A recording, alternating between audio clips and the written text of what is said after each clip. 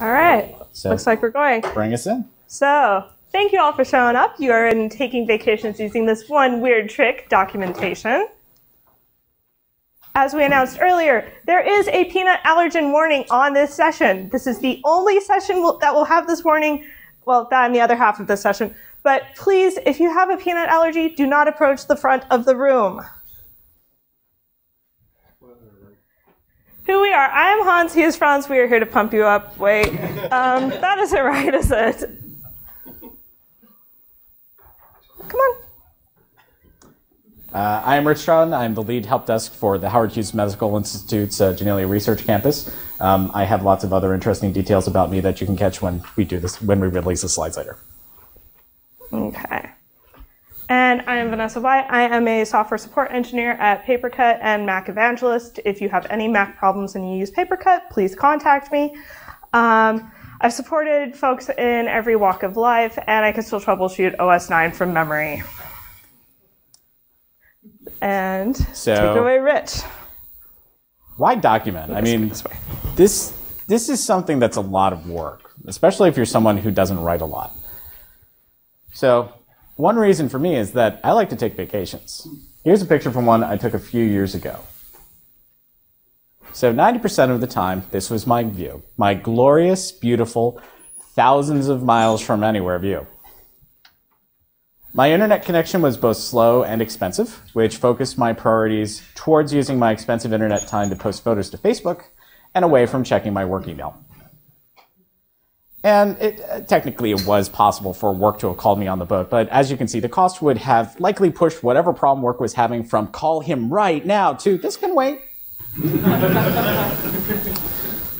So one of the reasons that this worked is that I left behind documentation covering what to do in emergencies as well as day-to-day tasks. In fact, as I was riding the airport shuttle on my way to a similar trip, I got a call from my workplace where the person calling said that they'd had a power outage at our main data center. I was gone, my alternate was stuck in traffic, what should they do? I said, can you find the Mac server rack? Yes, they found it. Do you see the packet on the front marked emergency server startup and shutdown procedures? They saw it. Okay, open that and start reading. It'll walk you through the process. I talked with them a few more minutes to make sure that they were okay, and then I said goodbye, and then I ended the call. So, without that packet attached to the front of the server rack, which I had made sure was current as of the day before, I might have been trying to walk someone through the process of shutting down 15 Mac servers and about 12 extra RAID arrays, up until the point where the flight attendant yanked the phone out of my hand because now the plane needed to take off.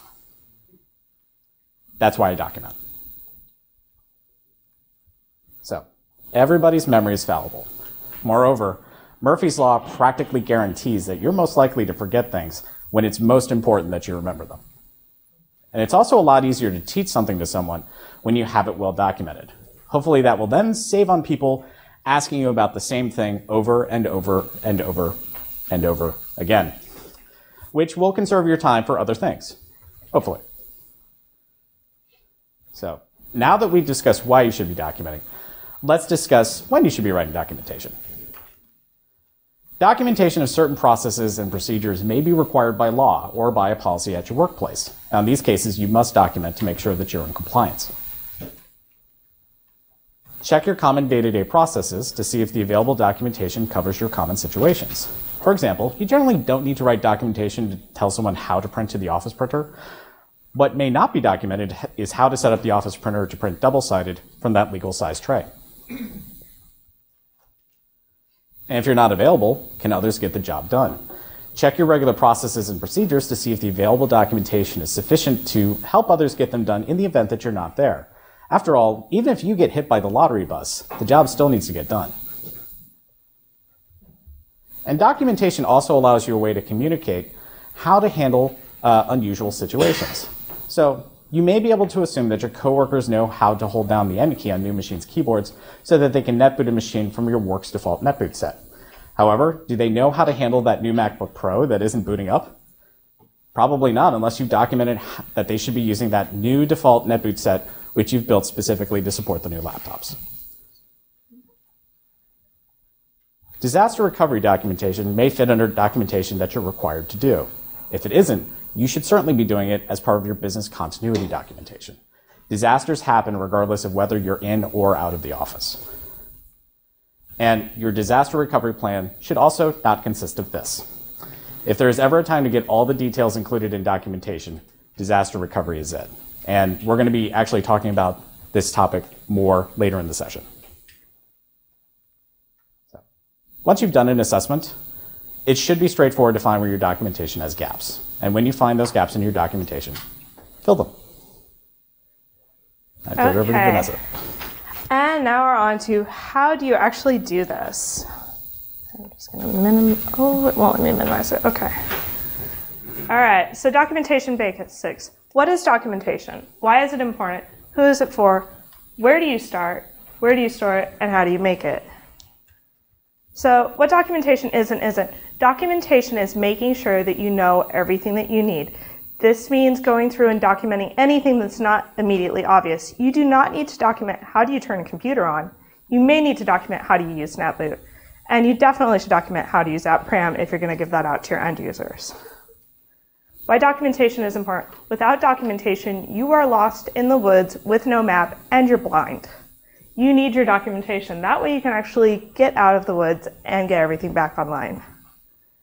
Who needs documentation? Pretty much everybody. Everyone from end users on up to sysadmins and engineers will need documentation. Where do you want to store your documentation? This is entirely up to you. I would recommend using a wiki. Wikis are great. You can get everyone added in. Pretty much everyone knows what they look like now and how to use them. But you can do wherever you want to go. If you don't have anything at all, at least set up a network share with some regular files in it. That's great, but how do you actually go about doing documentation? So, since this is a bring your own device workshop, and we're going to actually do practical real-world documentation,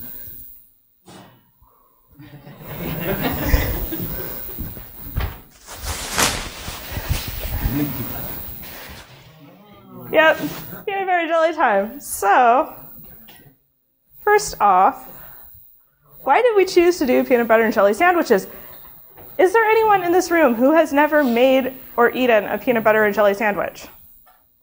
I thought not. Okay, so this is the universal thing that everyone pretty much knows how to make. You already know what you need to do. You already know that there's multiple different ways of making a peanut butter and jelly sandwich, depending on if you're using a single slice of bread, if you're putting peanut butter on both pieces, if you want to cut it down the middle, if you want to take the crust off. You can refine it however you want. So, it's time to get messy, and there's going to be practice. We want you to write documentation for 3 different types of users. End users. This is the person who goes to Starbucks and buys a peanut butter and jelly sandwich. Write how they do that. Tell them where they go to complain if they accidentally get food poisoning. Power users. Buying supplies, assembling one sandwich. And sysadmins, building and deploying sandwiches to users. So this is the person who runs a food cart or a food truck. This is your regular home user, and of course the end user is the person who just walks in off the street and downloads your software from the internet. So target each type of user. A sysadmin is not going to need to know how to make things based on their knife skills. A power user might. They might not know how to operate a butter knife. Make sure you write that down. Warnings and caveats. Make sure folks know not to eat moldy bread. Also, if you're using crunchy peanut butter, you're going to have to stir the jar. So try and put those things in there. And illustrate critical steps. Hopefully everyone has their phone with them. Hopefully you'll be able to take photos. So take photos of all the important steps. So putting the peanut butter and jelly sandwich together, slicing it, showing where you want to slice it, if you want to remove the crust. And with that, sandwiches and documentation, go! And feel free to ask us questions. Yeah, so like we said, this is going to be a hands-on thing. So one of the best ways that you can sometimes figure out how to best document something is by doing it. So we have at least enough sandwich makings for at least 50 folks. We may have more than 50 folks here. So feel free to split off into teams. Yeah, feel free to split off into teams. And just to go back,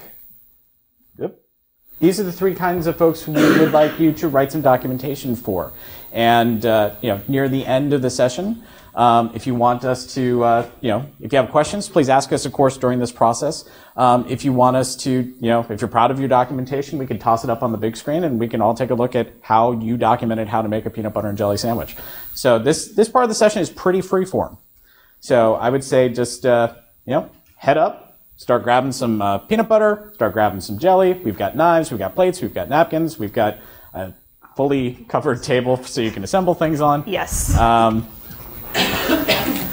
But come on up and feel free to walk over to the mic over here and ask us questions. Yep.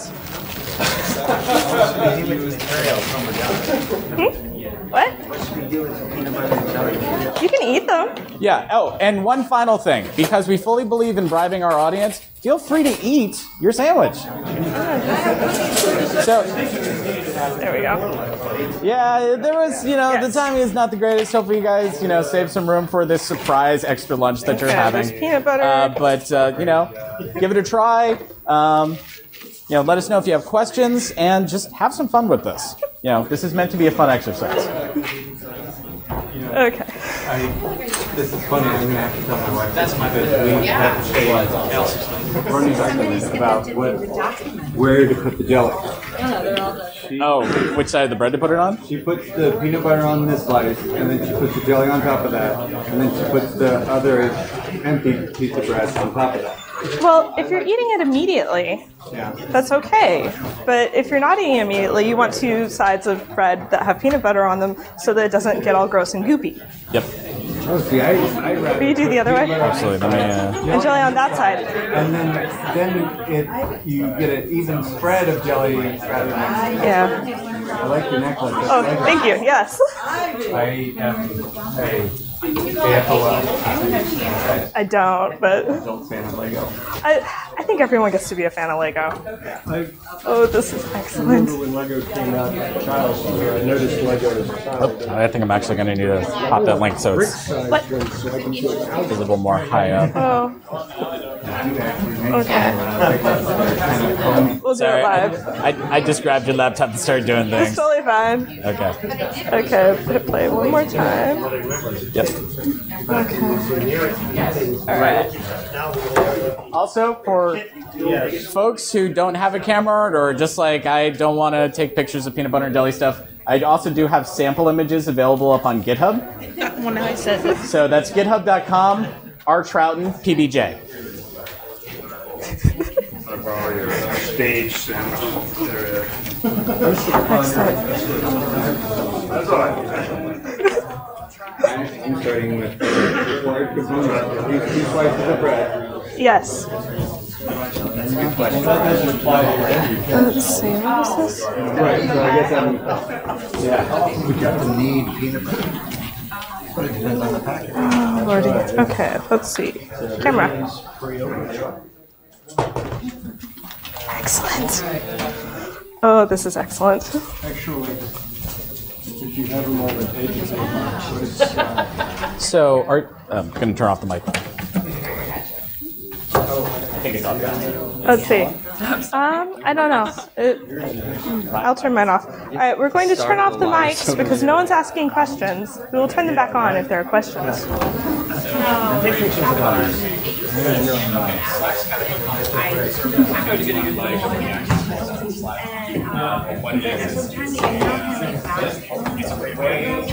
Find your way.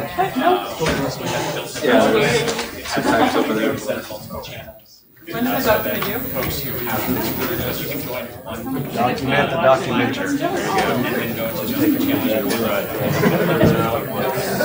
They'll be advertised. You can see who is mentioning you. They reference your I'm making that. But your 75% or my 75%? Yeah. Yeah, so you have... It's at home, I drop it upside down on the I know. Sure. Make sure to spread the peanut butter all the way. So I just give them, I usually like to toast See,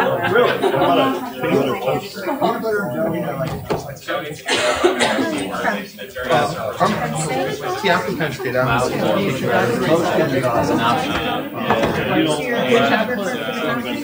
yeah,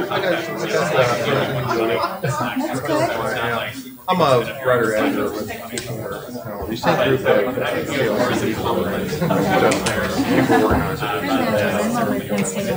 I'm James. We found that there are folks that was never shown. This is anything else I need to do. I don't really want to take a picture of myself.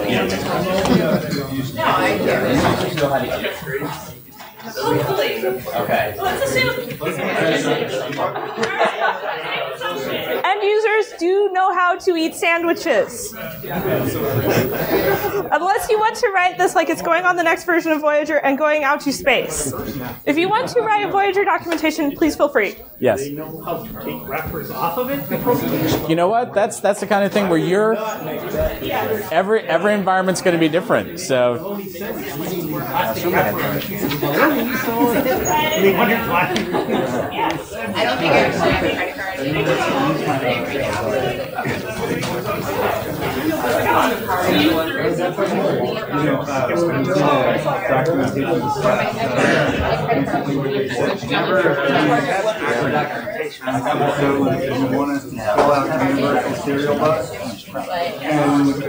well, it's the kind of thing where I think it's okay to say it out once in full, and then have like in parentheses after that USB, and then just say you.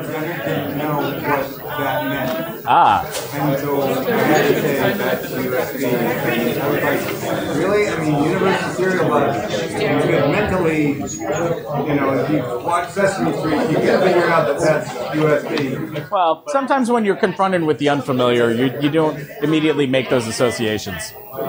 Yes, I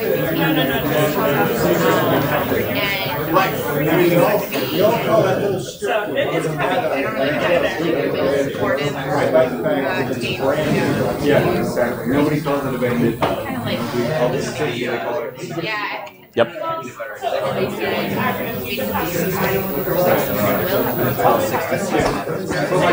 my point was with the Universal Serial Bus, nobody that I know says that even Right. users know USB. Yeah, it's But I guess in security the other day you talked about the there's an exception every yeah, when I do it, it's second one. Yeah, and yeah, you will get those. Yeah, absolutely, you will. If you have any questions, feel free to just walk on up. Me and Vanessa will be here in the front, and we can answer your questions. Just say if you just say we'll just put. And if you want 5 minutes, then you can always walk over and talk into the mic. Yeah. I use it for my niece, and I've had a lot of success with it. Okay. Yeah. And you didn't cut yourself. Uh-huh. Like, you stretch it different amounts, so like this piece is actually pulling off. The idea is basically So I just like stand here criticizing them. but I know that my it's better.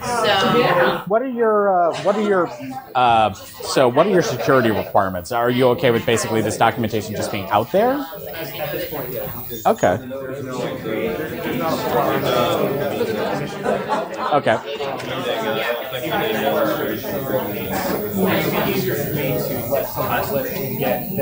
Good idea. yeah. Right. Okay. No, it's fine. I just wanted to There's a couple ways that you can do this. One would be, first of all, decide if you want a wiki or if you want a blog, because they do two different jobs. Blogs are more along the lines of this is your personal thing and you've got a bunch of articles. You've seen blogs. Okay. Okay. There is a free wiki service called Wikia, Wikia.com.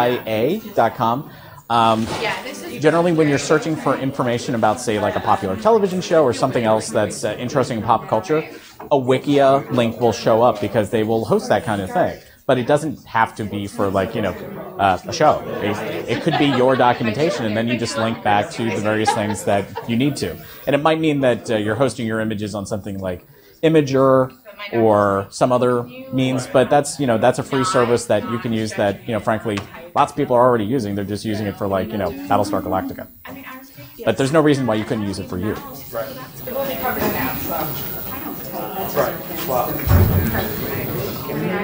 Yeah. And I mean, I don't know. It's one of those things where most wiki providers I've seen are generally along the lines of, we'll sell you the software, we'll give you the software, and you stand up your own instance.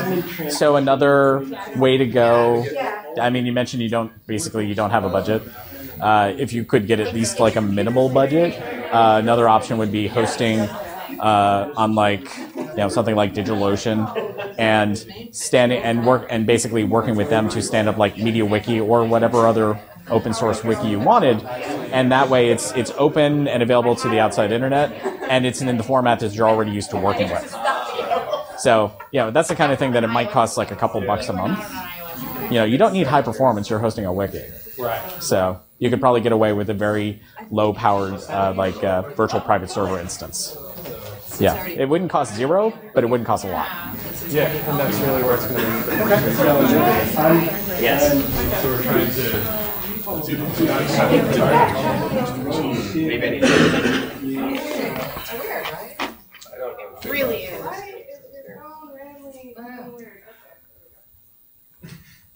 Excellent. I think it worked. I hope it worked. I don't know. Yeah, it's probably fine. It's not an iPhone. I'm confused. All right.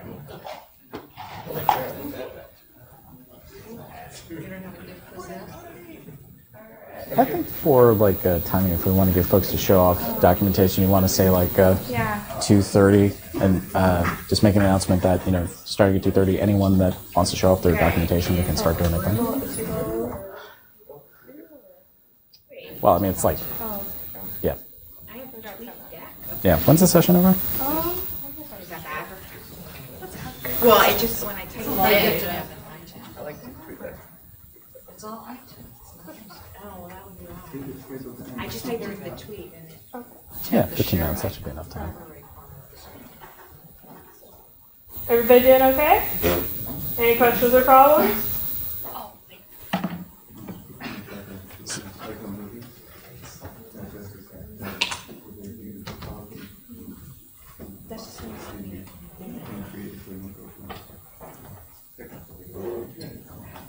So we mentioned if you want to show off your documentation, around about 2:30.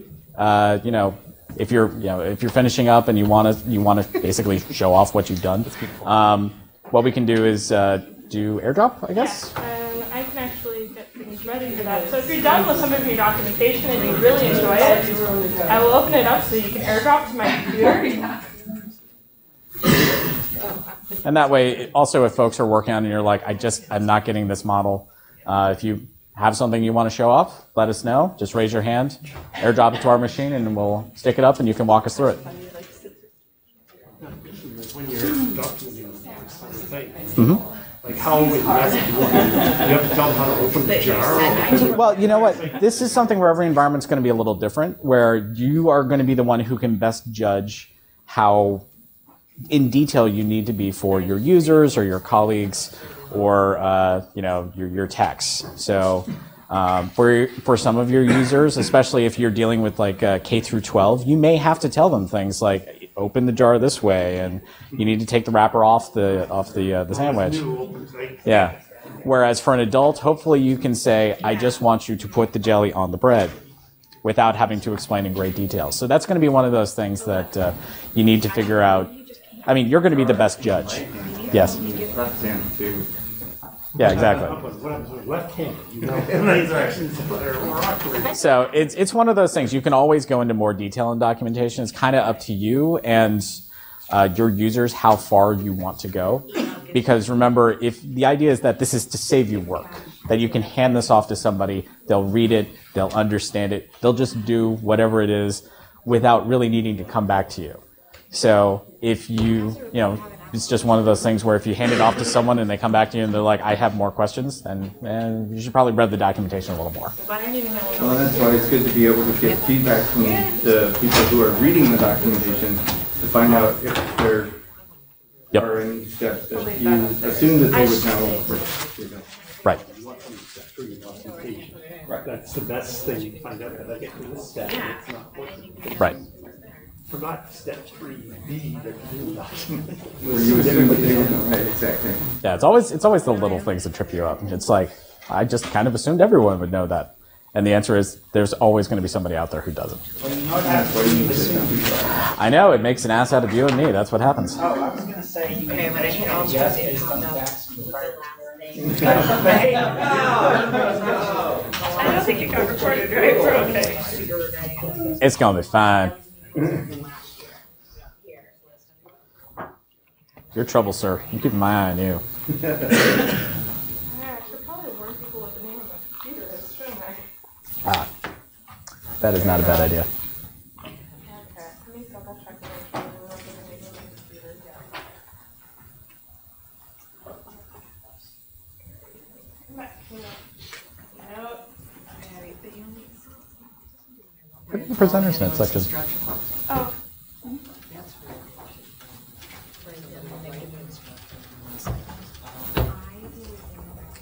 And just make the text big, I guess.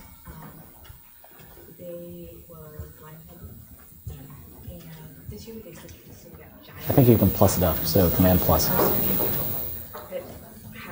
There we go.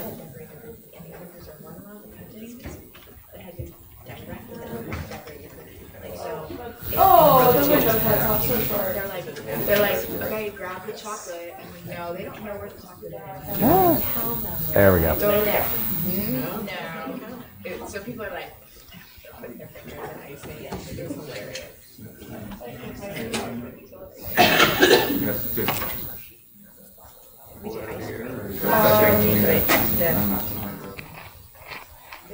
Too much ignorance as a child. I did great life. Yeah. Yep. And it's probably very good as like the nicest of hobbies. So I figured I'm doing it like something. The warm, fuzzy, quick death aspect. Yeah. Oh no, that's the regular Mother Goddess one. Oh, I didn't know that. Yeah, no, she's a Mother Goddess and a Goddess of Destruction. She's great. Yeah, it's kind of lecturing this on things entirely irrelevant.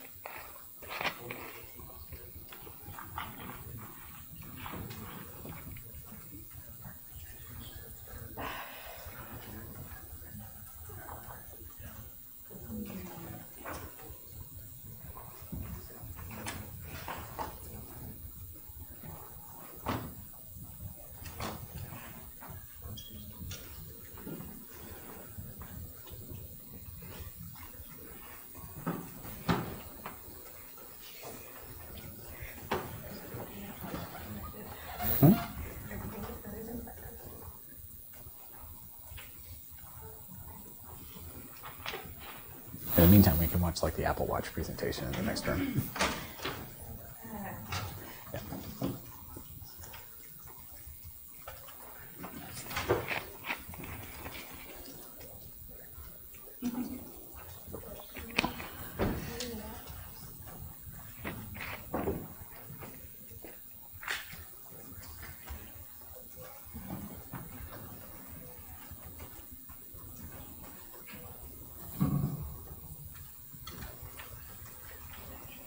The dance of the airdrop. Yes.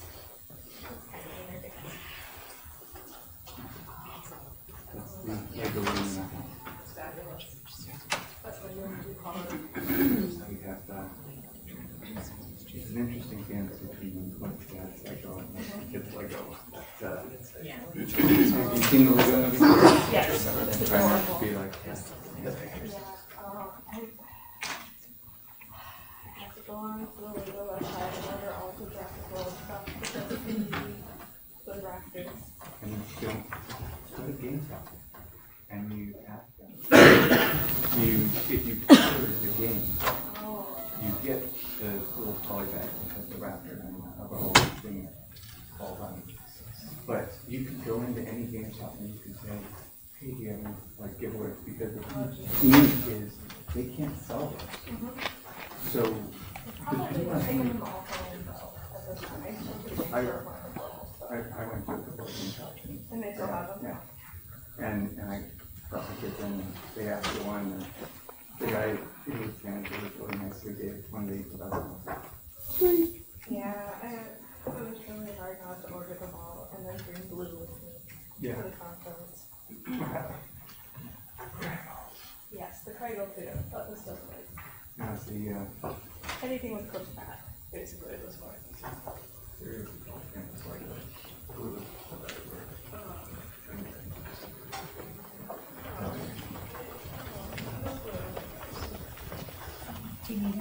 No, I just want to talk to this gentleman who just came in.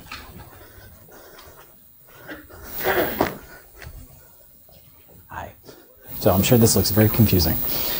So what we're doing is that it's a workshop on how to write documentation. And what we're doing is that the basic model is explaining how to write to 3 different groups of people how to make a peanut butter and jelly sandwich. And we also have, since a lot of people do the best by doing and then writing it down, if you want, we got PB&J stuff up in the front. No problem. So that's why everybody's so quiet.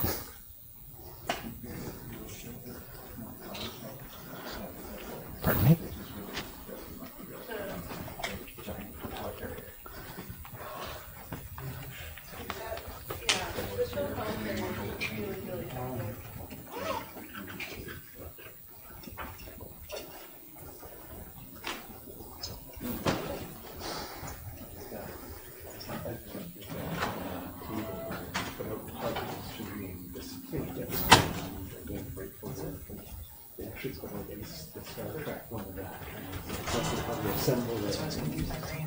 Three-dimensional kind of puzzle thing of playing the right pieces.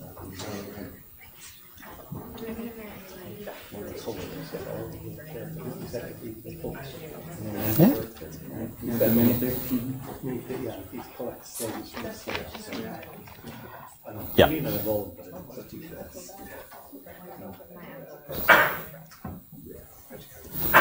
Yeah. Pretty much from the moment I bought it, I was like, I just have to accept that it may all just have to wind up in the trash or something, which is a shame, but.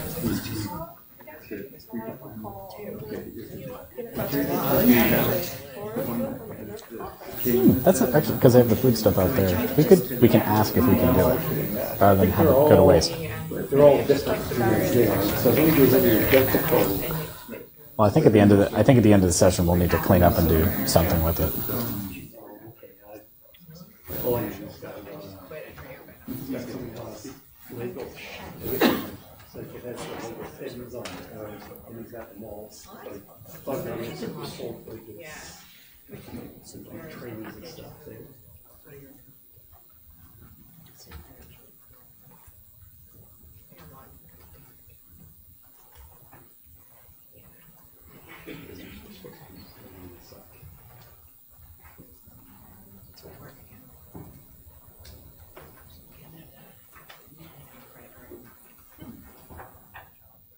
Seems there's still plenty of sandwich fixing, so if anyone wants another sandwich. Should have somebody follow somebody else's instructions. Oh. You're welcome. Yeah. Twist. Anyone wants to volunteer to put up your documentation and then have someone else do a live demo? Anyone? Okay.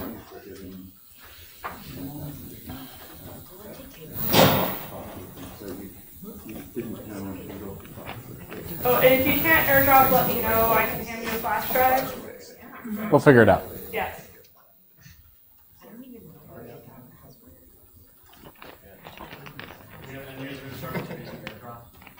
Ooh. Oh, okay. And these are instructions for using airdrop. Oh. I'm back. You know what? You know who has good documentation on that? Apple does. No, it's true. Okay. All right. Ooh, we got documentation. Open pages. Have Word. Yes. Okay. Uh-oh. Max's mic is turned off. Can you hear me? Yes. Yes, I had it turned off. I'm sorry. Yes, I just turned it back on. Okay. Sorry it was quiet. We've been getting all sorts of interesting, fun questions, so.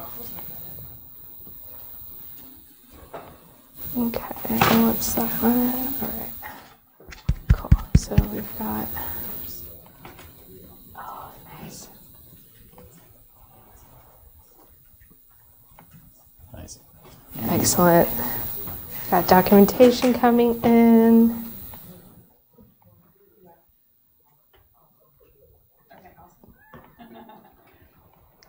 Oh, and let me double check. Did folks remember to put their names on things? Well, we'll toss it up and see if anyone claims it. Rich and Vanessa, about how much time do we have allocated for writing the report? I'm sorry? Oh. How much time do we have left or allocated for writing the report? For writing, I mean, we were basically going to hopefully, I mean, the session itself runs until 2:45, I believe. Okay. So. Well, we're not collecting the Yeah. assignments. Yes. We will not be grading you. That's way too Yes. much documentation for us to read through. And if you really, really get excited about it, do we want to open the GitHub up so folks can post their documentation? Maybe if folks are comfortable Yeah. with that. And if you want to show off, yeah, if you want to we'll show help off, you show we'll off. help you. We have no Yeah. problems. Speaking of showing off, I think we had one submission come in. We've got two, actually. All right. So we've got one on how to actually make the sandwich and end user documentation. I believe how to make a sandwich came in first, so I am going to go ahead and put that one up to start. All right. And I need to get rid of the formatting. Okay. Maybe just toss Yeah. it. Let's see. we Will that plus it? work? Yeah, a little bit. All right. Okay, so whose was this? All right. It's all good. It's A-okay.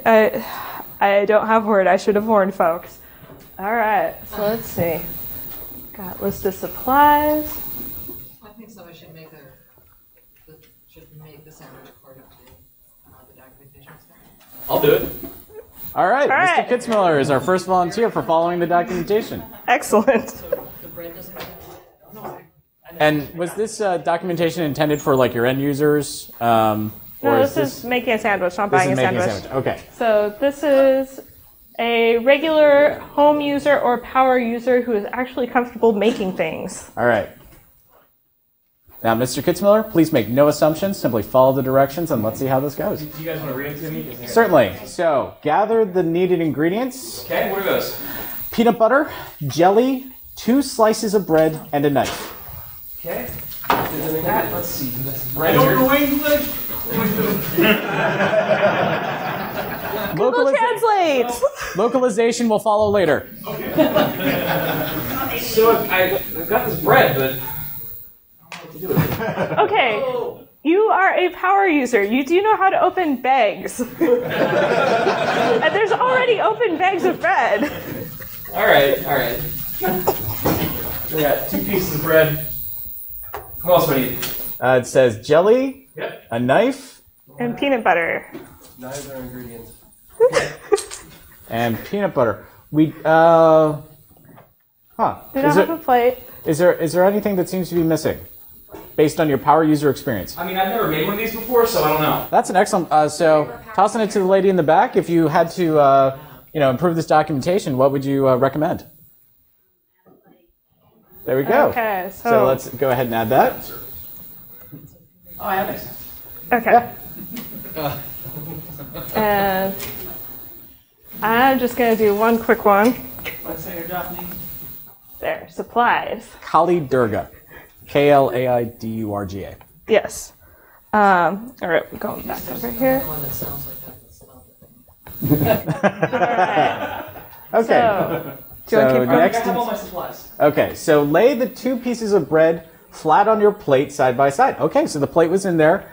Wasn't necessarily mentioned as one of the ingredients, but that's something, as part of the iteration process that we fixed. so they don't quite fit side by side flat on the plate. I can kind of put them on an angle. That's fine. That'll work. All right. All right.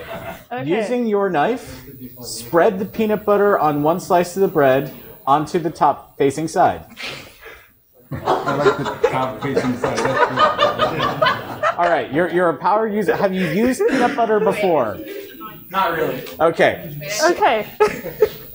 Sorry, I keep forgetting I'm a power user. Yeah. Oh, yeah, sorry. Oh, hey. Thank you, Airdrop. All right. So. Yes, thank you. So what We're would be? assuming I know how to open peanut butter. Yes. Yeah, we're going to you should know assume how to that open things. that you know how to open peanut butter. However, that might also be an iteration that you'll want to add. You want to make sure that, especially for end user documentation, you want to tell them exactly what to do. And So- we did lose the images from this, so there may have been illustrating steps, and I am sorry. Yes. Screenshots are essential. So how much peanut butter? That's a good question. So all of it, right? I mean, that's how it reads to me. All of it, right? Well, see, so we've got, if we go through and we read through this the first time, as we would do if we were actually, being smart about this, always read the documentation before you do things. Don't just start doing. So using your knife, spread the jelly on the second slice of bread. So yes, put all of the peanut butter on a single slice of bread. So while he's doing that, I have a question. Shoot. Yeah. Is this scalable? I mean, what if I want more than 2 slices of bread? So that's where the Sysadmin documentation comes in. Yes. For Yeah. Sysadmin, you want to capture those problems of scale. How many Kitzmillers do we need? How many? There is only one. And how quickly do we need to make the sandwich? Because, if this is the rate we're going at, we might need to hire more skilled workers. Yeah, I think it's a lack of training. Yeah, I think that's what it is. Which the documentation is meant to address. So that Yes. documentation is training aid. No, but he's supposed to be a power user. This is supposed to be a power user. This is supposed to be someone who knows how to do things. So, have you completed peanut butter I spreading? think I completed peanut butter spreading to the best of my ability. So, using your knife, spread the jelly on the second slice of bread onto the top facing side. How much jelly? A tablespoon. How do I measure that? Squeeze A clock. it. You know what? Squeeze it once, give it a good squeeze, and go with that amount. No, a light squeeze. A light squeeze. There was a good squeeze. All right. That is rather a lot of jelly. That will be something I will have to catch in the iteration process to define how much jelly. Exactly. Okay. Yes, thank you that there are pictures being taken of this. Okay. Okay. Oh, my Oh dear. Not again. No more. No more jelly. No more jelly. No more jelly. I think we're going with jelly. Going jelly. That was just for the picture. Yes. Yes. All right. Excellent. So, wait, I didn't spread it. Hold on. Wait. Yeah. Hang on. We need photographic proof of just how much jelly there was for the nice lady who wrote the documentation. Okay, we've already got it. Can I spread the jelly? Now On the bread. On the bread, right? there is that interesting note. Depending on the type of jelly you use, you will either squeeze the jelly onto the bread or use the knife to get the jelly out of its container. That's important details to capture in your documentation. Can I bring up something with Yeah. made up there? If he's going to use the knife, he may want to have him clean the peanut butter before he puts it in the jelly jar. Right. Oh yeah, that's a good point. That's a good I point. actually found it interesting that he put the jelly on the bread and not on top of the peanut butter. Yeah. Well, I think that was specified. According to the instructions. I know, but it There. You know what? Everybody's job's going to be a little different. Yes. I'm typing at a weird angle. So a spoon would also be good for the jelly. So this is going to be great. You have to get like a live Okay, so we've gotten to the point where we have jelly on one piece of bread in an enormous mountain, and we also have peanut butter, also generously spread on the other piece of bread. So let's go to step 5. Place the two pieces of bread together so that the peanut butter and jelly touch each other, and both are on the inside of the sandwich. That's an important detail to capture. Yes. That's very important to capture. Both are inside. Okay. Does someone have a? You're getting video perfect. Let me read this again so I make sure I got it right. two pieces of bread together, peanut butter and jelly touch each other, and are on the inside of the sandwich. Okay, that makes sense. You know, like,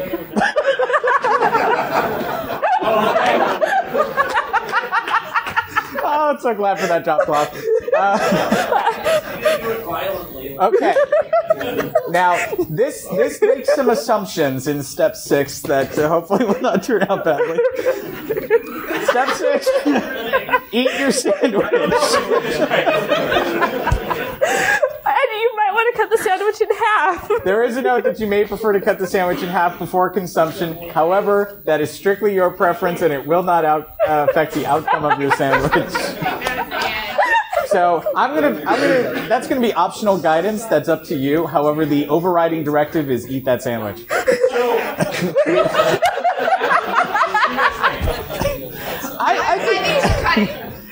I think you should cut that. oh, really? Yeah, don't cut it all. You sure? All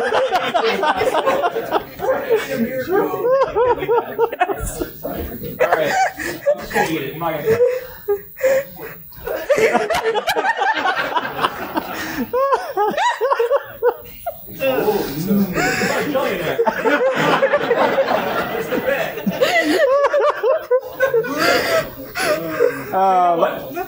Is it good? You have to eat your sandwich.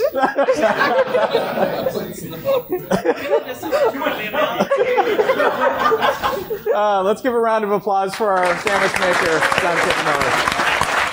Hot damn. All right, so okay. Let's go to the next piece of documentation. Yes. You know what? If we are perfectly willing to take additional volunteers on making sandwiches, so if anyone wants to brave it, I think we have a volunteer in the back to help us do our next thing with sandwiches. Thank you so much. Okay, this one's going to be a little bit harder, so we're going to have to illustrated scroll. very well how someone can misinterpret. Absolutely. Yes, that was actually rather brilliant. Yes. That was perfect and more than we could have hoped for. Okay. Is it too big? A little bit smaller? A little bit smaller. A little bit smaller. All right. Oh, wow. Okay. I don't have a computer. What? I don't have a computer. How am I going to go to that? Uh-oh. All right, so this is end user documentation. So we'll just look at this. And yeah. are you okay waiting for the I next can't eat a doc? sandwich, by the way. Yeah, and you don't have to eat that sandwich. So can I take from what the previous person did and realize what not to do? Yes, absolutely. Okay. Okay, so this is end user documentation where someone else is going to be assembling this sandwich. Okay. Yes. So feel free to grab a seat or hang out if you want for a couple seconds. So go to Google. Current address into the search box. Do you want to use my computer? I don't know. Okay. Oh yes, All this right. is end user documentation. Yeah. Your end users may need to have explained. Open the computer. Actually, yeah, there we go. Okay. So if you scroll up, I think it actually covers how to do that. Oh, it does. Okay. Go to the local sandwich shop before leaving. You should call ahead and make sure that they sell peanut butter. Go to Google Maps. First of all, who wrote this? All right. Okay. Okay. Sure. That's a bad sandwich, by the way. So how about this?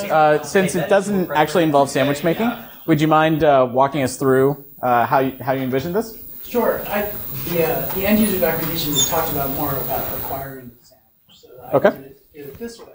Okay. So it seems to me that if they're reading the documentation on their computer already, they know how to use a web browser, hopefully. So I skipped that step. And you met the end user. Sorry. Click on it. Yeah, so just Google.com, Maps, Google Maps, because everybody can access that. And so yeah, just the steps on using Google Maps. Okay. So when your search is complete, your address should now be displayed in the map. Now enter sandwich shop in the search bar. Click the magnifying glass. Click on the closest. So basically, you're going to Google. You're hitting the first result, and you're calling them. Yep. Proceed to the restaurant. It's not next closest location. Repeat until you find a restaurant that will serve you.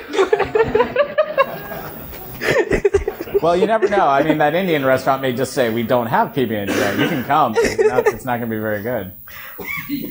Okay. Ah! No! Finder just crashed. Good work, Finder. There we go. All right. Sorry, Okay. Finder just crashed when I was trying to airdrop. I'm trying to airdrop you. Yeah, it's fun. I am on a stable build of the OS this time, and I'm not on a beta this year, so it should be working. It's not blue. Please contact your mother. Okay. Travel to said restaurant. Eat sandwich within 6 hours. Very important, for end users. They may need to know how long the sandwich is good for. Otherwise, you might have them sticking in a cupboard. They open it 6 months later. They say, "Is this still good to eat?" You look at them and they're like, "What are you talking about? This is 6 months old." And suddenly they're dead. Yeah. The support. Very important. Sandwich Call support. your mother. Poison control might be good for if you eat a sandwich that's more than 6 hours old. Maybe, Yeah. All right, so we've got 2 PDFs. So the one thing I would actually do for this kind of thing is maybe up at the top, have it so if you're putting this like in a wiki or something and you want your users to search for it, have it as a question. How do I get how do I get a sandwich? Answer, go to your local sandwich shop, and then go through the rest. But that way they can, if they have like a natural question, you can put that in as the search term. And then when they go and look for it, it'll pop up. It'll tell them that this is the documentation that they need. Yes? Just in here, would you document it, like, if they asked you what type of bread you'd want it on, what you want, crunchy peanut butter, smooth? And that'd be like, you may have to be prepared that you maybe ask for some more details. Right. How you want it, and say not just one. Yeah, and that's something that you may want to cover, or you may not, because at that point the sandwich shop may in turn have to have its own documented procedures for when someone calls in saying, "I want a sandwich." Oh, okay. Do you want it on the crusty bread? Do you want it? You have to define your scope on what you're documenting, and you also kind of have to figure out where are we stopping. So just make sure that when you're writing up this kind of, yeah, and it's also perfectly okay to, if you find that the vendor or someone else has clear documentation on how to do a specific step, explain, as much detail as you think is needed and say, if you want more detail, click here. And that way they always have some place to go for that more information. But at the same time, you're explaining, how to get to there, and it's supplementary. You're still the one driving the car, and you're just telling them that off this exit, there's this great gas station, and so on and so forth. Oh, transfer failed, Jennifer. I don't even see you at all now. I don't know. Oh, there you are. All right. So we've got some PDFs. Would the owner of pbnj.pdf want to go first, or Dave, do you want to go first? All right. Okay. So this is this is power user documentation. Intermediate to advanced. Okay. So let me unzoom a little bit. So for this one, we are going to need a volunteer. This is actually assembling a sandwich. So do we have a volunteer? Same volunteer? All right. So let's. Since I couldn't figure out how to get to the sandwich shop. Oh, and screenshots. So essential when you're writing documentation. What tool did you use to do that? Oh, Clarify. Wait, I'm sorry? Clarify. It's fabulous for documentation. Can I do it on this side of the table since Absolutely. Pictures, pretty pictures. Absolutely. And I will need Okay. Bread, peanut butter, jelly, a plate, and a knife.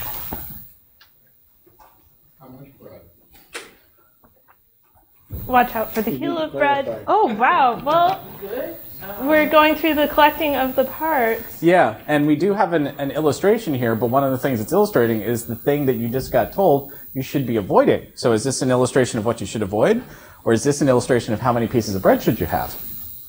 Notice below that one of the slices is the heel of the loaf. I was going to say, I don't see, I have to open a new loaf for its heel.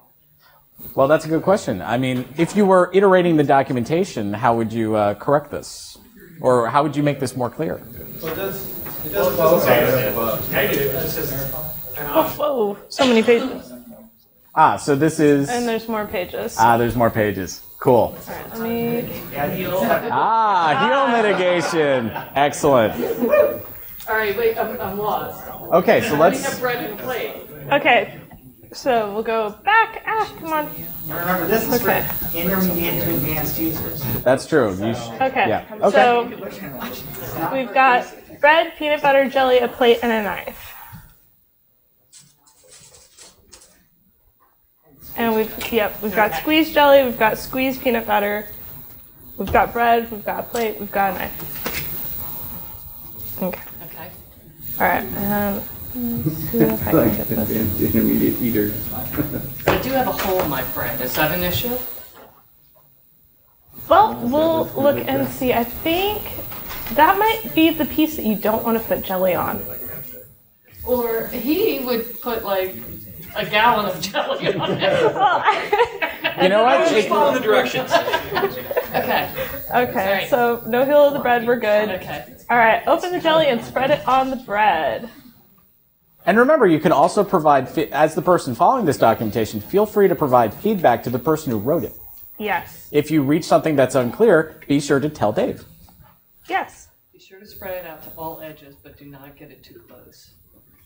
As some may spread, You could've squeeze. got that. Yes. This is much safer documentation. It's not a specific. Too close to what? Okay. Too close to the edge.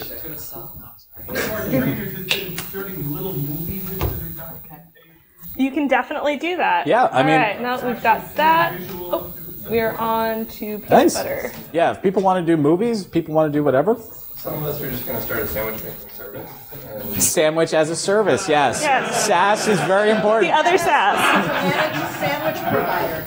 Yes. So managed Does it tell you how to get the peanut sandwiches butter? as a service is also a lucrative Does potential it tell me how to get market. the peanut butter where? for those in Oh, the Apple Consultants Network. I think we're assuming that you know how to open the peanut butter container.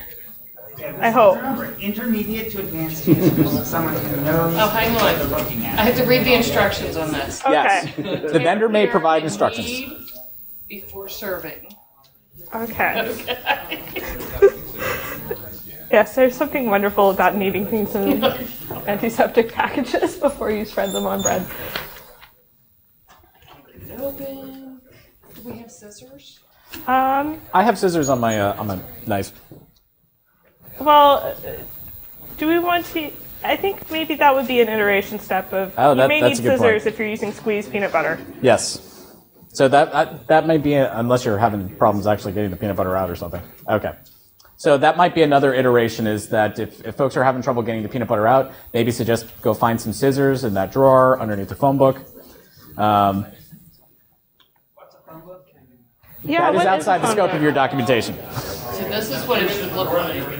Okay. So, Jennifer, I think that my So, stuff just keeps. Does that match crashing. the illustration that you're I seeing? give up. I'm Okay. watching. I'm looking. I'm making sure. Me trying to send to her. I just show you later. Sorry, I Fanny don't have just as hates much me jelly right on now. my bread as they do. Is that an issue? I don't think there was a specified amount of jelly, so if you feel that you need more jelly, I would say use your best judgment. Okay. Use perhaps more judgment than Mr. Kitchmiller. But, Exactly what you told me to do. and that is my fault. So I would say use your best judgment, because obviously that's better than mine. So now I'm looking at the picture, Okay. and I'm the same. Okay, All we're right. pretty close. This with the flexible ingredients. I don't know what that means. That is a good question. What is flexible ingredients? That's some weird jargon. Put the sides together with the flexible ingredients. Yeah, avoid argot and jargon where you can. I would argue that the bread itself is flexible. So Yeah. if the text is confusing, let's take a look at what the illustration shows. So the illustration is showing, at the very least, that the side of the bread that is facing up is clean. So it doesn't have either peanut butter or jelly on it. Okay. Underside. I don't. But the Yeah, underside figure is out what not the underside showing. is. The underside is not showing, and that is a problem, and it's not really defined as what that is. So Let's double check the next page of documentation, and Yes. hopefully there will be clarification for us. I can still mouse. Come on, mouse. Oh, come on. Nope, that's it. No, there's more. Oh, is it? Yeah, it's, Since I'm confused, I'm just gonna wait. That's totally fair. I am not helping at all. And honestly, that's a good thing. If you're Can I call the help desk, please? if you're confused, you should stop when you hit a point, because after all, Well, actually, charging what on an a end head. user would do is just put it randomly together and go, why do I have peanut butter and jelly all over my hands? Very true. Very Okay, true. we're gonna just do that. Okay, so we've got that. Here we go. So, So scroll, that was scroll where we back. were. That was it. That was where we are. Yeah. And then we go down to eating sandwiches. So Ah. it might be good to make sure that it says the peanut butter and jelly sides are together. We'll operate on the Because it says to assumption. fit together properly, so I would actually put it the opposite way. Yeah, because Yeah. that for someone who's not, I mean, even for someone intermediate to advanced, they might not know that that they should smash together. So that would be something that you would iterate to improve after they've called the help desk and said, I now have peanut butter all over my hands, and you're going to fix that. Yes. Okay. All right. And So you may now eat or serve the sandwich. I guess you could decide for yourself who to serve the sandwich to. You could optionally cut the sandwich in 2 or 4 slices as you might prefer. So I'm guessing that you could have like 1 giant slice and 4 tiny slices, or how you prefer. and the very popular diagonal method of sandwich cutting, which is very good. I was going to put it in there, but if I had put in there that you have to cut the sandwich diagonally, half the people in the room would pummel me. Yeah. And then half would say, The only way is this. so. Yeah, so diagonal or horizontal, it's not as bad as Emacs and Vim, but it's close. So And I am not going to eat it because of lunch. Yes. Okay. So this is actually this documentation I think could use some improvement, but was overall fairly successful. We have a properly assembled, I'm assuming, peanut butter and jelly sandwich in 4 pieces as stated. If you prefer, you can cut it up to 4 pieces. I'd say that this is documentation that's pretty good. There are some improvements. There's some iteration that you can do, but overall, not bad. Yay! Okay. And let's see. My users would have a problem because after 15 people have done this, the next person has to go and get 1 slice of bread like nowadays. That. But you still could make a peanut butter and jelly sandwich. That's Yes, true. you absolutely can. It might be something where you just let them know that's an unsupported configuration. Yep. Absolutely. And in which case, define why it's unsupported and then just leave it at that. Okay, let's see. We've got another PDF here. This one's a little bit smaller, and I've accidentally cut it off the edge. Okay. So, end user's guide, how to make a peanut butter and jelly sandwich. Would the owner of this document raise your hand? Excellent. All right. Okay, do we have any volunteers, or do we just want to walk through it? I'd volunteer if it's accessible, as I have limited use of one of my hands. Oh. That's where accessibility instructions are. Yeah, I don't know if we define Section 508 compliance as being necessary for our documentation, but that's also something that might apply for your environment where you need to so Section 508 in the U.S.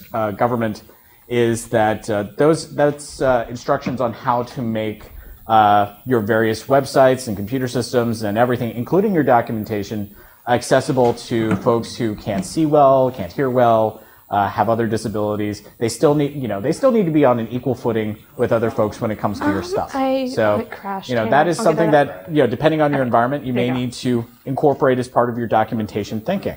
Making those special accommodations for folks to be able to read it, no matter what their level of ability. But do we have another volunteer? I mean, I'll go again. Okay. This one looks a little Finder more keeps specific, crashing like on the me, better so I'm not. okay, sure. so It still doesn't if work. Mr. Kitzmiller wants to volunteer again for sandwich making, Really? it's up to you. Do you want me to do or you want to? I'll do it. Oh, there you go. Both of you. Or we could both do it. Yeah, there you go. And we can set up a sandwich terminal server. So, and this is actually something else that you should incorporate as part of writing documentation. Test your documentation. Yep. Yep. Gonna have another jelly flood.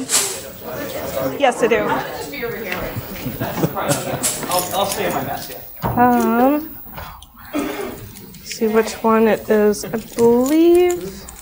Which drive is the newer one? Okay, so it looks like you will need the following items to complete this guide. You will need sliced bread. Is that the newer one? All right. It doesn't say how many pieces. Here. Yeah. No, it's cool. I got plenty right here. All right. So, who was the gentleman who wrote this? Oh, excellent. Okay. So yes, totally. They're calling the help desk because they have no idea how much bread to use. So it So does say a little further down. it does say? Okay. Step It's one. not loading? Then there you go. There you go. Okay. Okay. So sliced bread, peanut butter. Do we have peanut butter? Excellent. I got peanut butter. All right. Jelly. One knife. Yep. Oh, there's a little bit And of one mace optional plate. I'm a little. Kali Durga. The optional bit. The optional makes me nervous. Okay, and if you don't, I like this. If you do not have the above list on hand, you will need to go shopping to purchase these items. If you don't understand the concept of shopping, then you should ask a 4-year-old. Oh. Okay, and Now, no insults. No, you know. Don't be insulted. Where did I find a 4-year-old? Is there one president? Snark is something that should be used very, very, very, very sparingly. Only on internal documentation. Yes. You know what? Even then, be careful, though. So I would actually say that if we were to iterate on this documentation, we would just pretty much stop that last sentence and perhaps include a brief explanation of where you would go to get this stuff. Or perhaps a link to shopping documentation. There you go. Yes. Have the vendor explain how to do it. See here for more details if you don't know how to shop. Okay, so we're assuming that we've got everything, that we don't need to go shopping. Once you've acquired the items above, follow these steps. Okay, bread. So open the package the bread came in and remove 2 slices of bread. This is excellent. We've got quantification. Place them on a flat surface. Plate. So I guess in this case, the plate isn't actually optional. It's something that's specified in the documentation. Okay, I got my 2 slices. And you must place that on that flat surface defined as a plate, side by side. So do I need the plate? According A to plate is optional. It's in parentheses. That means optional. Okay. On the surface, flat surface or beef. Yes. Yeah, Okay. see, it's one plate optional. All right, so Which the person writing the documentation has left it up to you. All apparently you need is this flat surface. They're suggesting a plate. Okay. However, the plate was previously defined as optional, so I would say just find that flat surface and use it. Out of respect for the university, I will not use the floor for this. All right. Oh yeah. Okay, so we've got the bread deployed. Open up the cap on the squeeze bottle. Remove the seal by twisting the cap off, and then pull the seal off. There's no seal on my jelly. mine does not have a seal either. Okay. Okay, so apparently there's. Okay, put the cap back on. So now replace. Now replace the cap. While holding the bottle over one piece of bread, turn the squeeze bottle upside down and squeeze the bottle to extract the amount of jelly you desire. Wait, did it say open the lid? Mine doesn't come out. It did not say open the lid. Put the lid back on and it doesn't. Is that what I said? Okay, Wait. no more, stop. And since this was defined as end user documentation, you do actually need to address those details. Like so after replacing the cap, you need to open it back up. It says open the cap. Well, No, wait. But wait. When you're opening the cap. Well, it's pull the seal off and now replace the cap. It says, Okay, Yeah. Let's try this again. It says replace. Open Yeah. the cap on the but it didn't squeeze say to bottle. close the cap again. Yeah. RTFM. Okay, so Okay. So. All right, but you can't remove the seal with the cap still on. Well, no, but I twisted, and now there's no seal. Yeah, I make the same place. Okay, so Okay. You need instructions that would say assuming it's a new jar. Yes. Yeah. Yes, exactly. Oh man. Well, or you do. But not close it. Oh, Yeah. All right. Because I don't follow This is a section that would clearly need some iteration to Yes. that after that first couple of help desk calls, you may want to just edit it a little bit. We're gonna scroll this So, up a little bit. We're gonna take a look. So so I'm putting my cap back. I replaced the cap. Okay. It's Yeah. okay. Is So it actually screwed back on? It doesn't say to screw it on. It just says replace the cap. How'd you know to screw it on? It says remove the seal by twisting the cap off. so there was documentation on how to remove.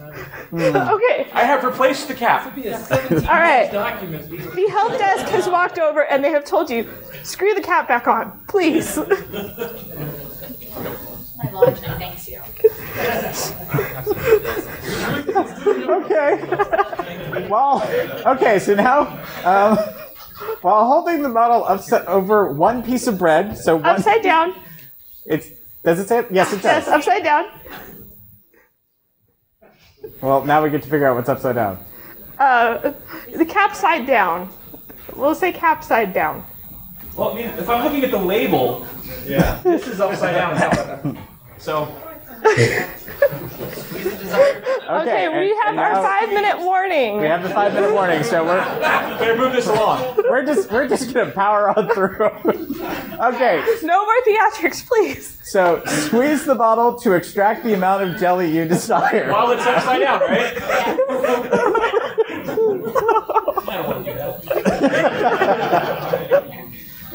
You can make a figure 8 with the jelly if you're unsure how much to use. Okay, that's a detail.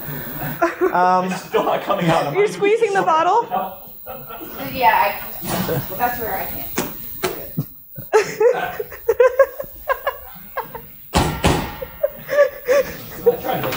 Improvise. Okay. Okay, so Point it away from me. return the jelly bottle to the upright position and close the cap. Place the jelly to the side. My jelly accidentally got on the other piece of bread. What should I do? You should call the help desk at this point. They will tell you that it's fine. Feel free to use a knife to scrape the extra jelly off back onto the other slice of bread. Yes. Okay. However you are most comfortable. Okay, twist open the cap on peanut butter jar. Remove the seal. What jar? We don't have jars. Okay. I have a seal, though. Okay, so you called the help desk, and they said, follow the directions on the container to open the container. Uh-oh. Help desk, I gotta tell you, there's nothing on here about how to open it. Okay, what does it look like? It's like a little plastic thing, and it's got like some plastic on the top. Okay, is there a longer piece of the plastic on the top? Can you grab that and pull in the opposite direction of the container? That worked. Thanks. Excellent. All right. Okay. That's a first call resolution. Mine just says need. It doesn't tell me how to. Using a knife, dig out some peanut butter and carefully spread the peanut butter across the plain piece of bread, the one without the jelly. Important detail. Very important detail. Don't worry if you rip the bread. It won't affect the taste of the sandwich. Keep applying until you have even coverage on the slice of bread or until you have applied the desired amount. If you're unsure, then using your finger, apply some peanut butter from the jar, not the knife, to your finger. And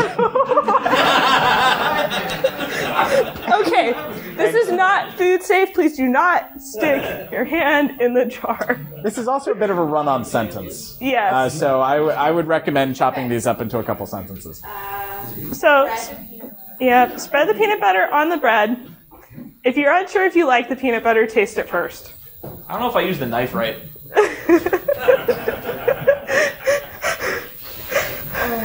The help desk will have to make special runs to that wing of the building. Okay, sandwich construction. Are we at the place where our sandwiches look like sandwiches, kind of? No? All right, gently press the two sides of what have the spread together, carefully lining up the bread so it looks like one piece from a top view. I don't even know what does that mean. It's actually pretty good. That's good. Really, it's very good. I may need to call the help desk. I was missing that one. I broke. Oh no! That won't affect the taste. Okay. I was trying to line them up. Like Okay. top view angle? That's a really good question. I mean, are we looking at this from an isometric view or? All right, cut in half if desired. And caution, peanut butter can. Yes. Well, no, there's no knife. You just have to cut it in half if desired. Oh, I have to run the knife. Yeah, if you use a knife, excellent. Uh-oh.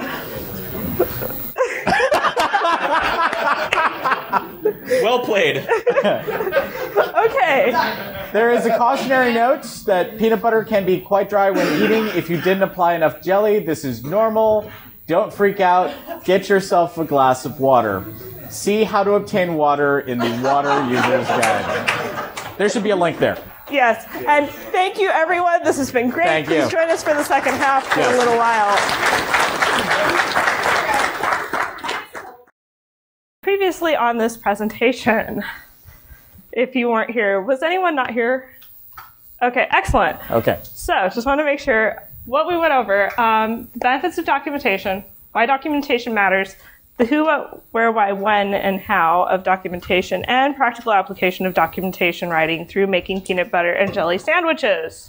Actually, before we continue on, a health and safety thing. Is anyone allergic to peanuts or has a problem with peanut exposure?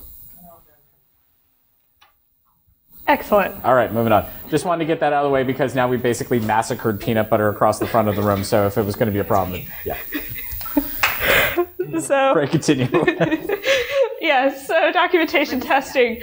Sometimes you leave your users open to epic failure and major messes with unclear documentation. We had a lot of fun following through people's documentation and discovering just how easily end users can totally screw up. So, to go over that a little bit, we will go on to part 3, which is pro tips. So, initial documentation. When you are doing something for the first time, you are probably going to need to do it again. So, start documenting. If you have any changes that you have to make due to your environment, like, for example, say you only carry wheat bread and you have no white bread, make sure you document that.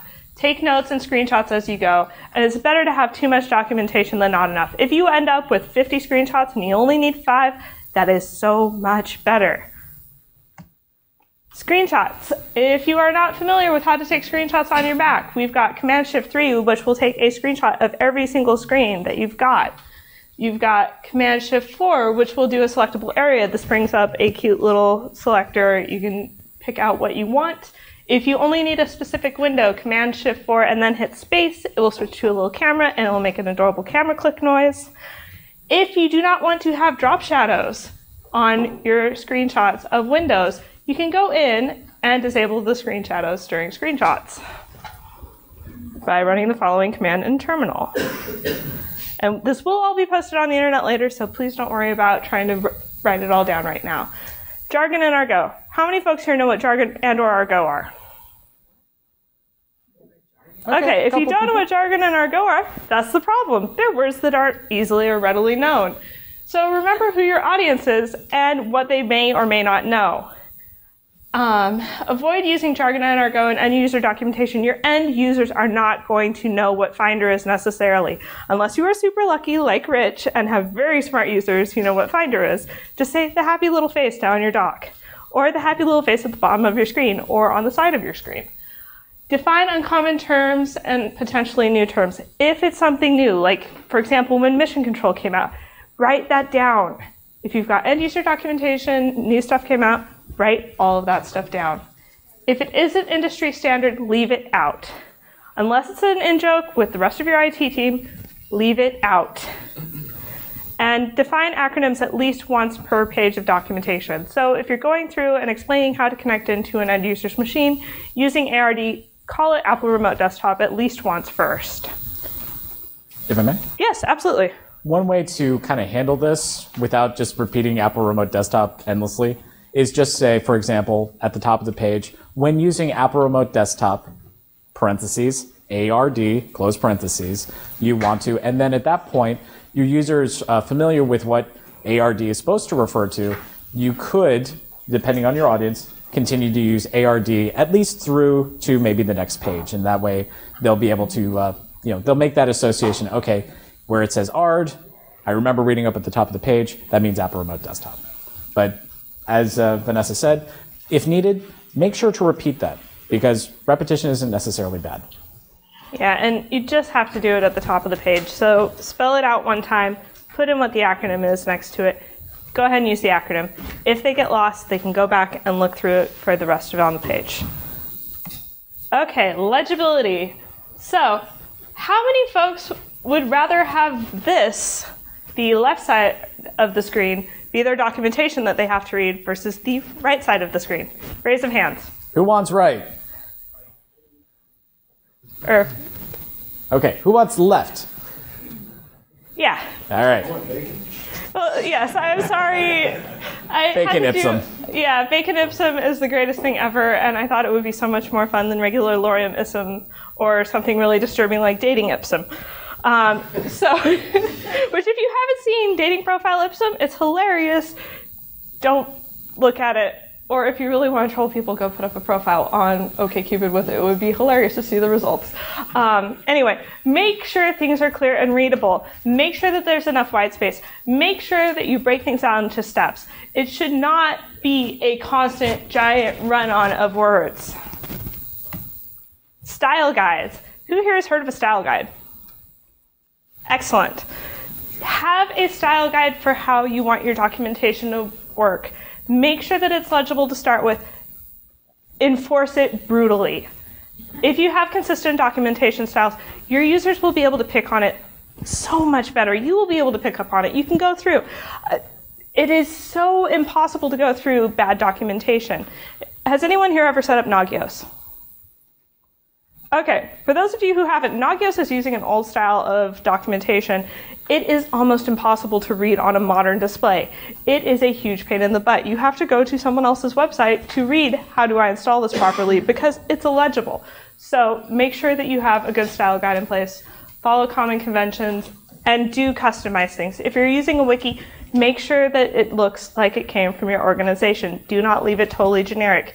They might get confused and start going to Wikipedia for their documentation. I might tapping on my computer when I can use my watch. And best tool for the job, which I am obviously forgetting, use the tool that you like.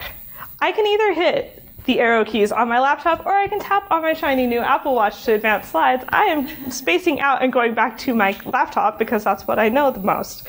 So feel free to use whatever you're good with. If that means writing all of your documentation in Vim, feel free to write your documentation in Vim. If you want to do it in TextEdit, write it in TextEdit. Just do it someplace, any place.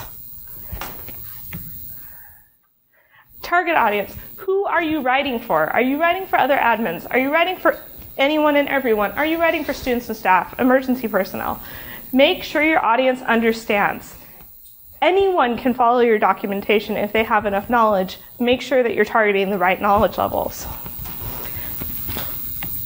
And as we did at the end of the last session, test your documents. Verify that everything is reliably documented. Have someone go through your documentation, hopefully who has some understanding of what they're doing, and test it. If you can, have multiple people test it.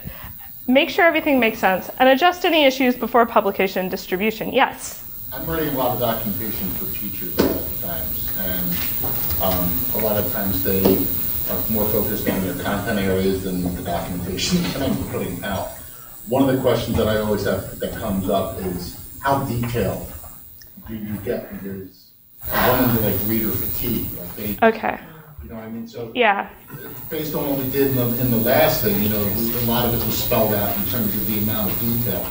But the flip side of that is that if it's so much for them to read, they get lost in the words.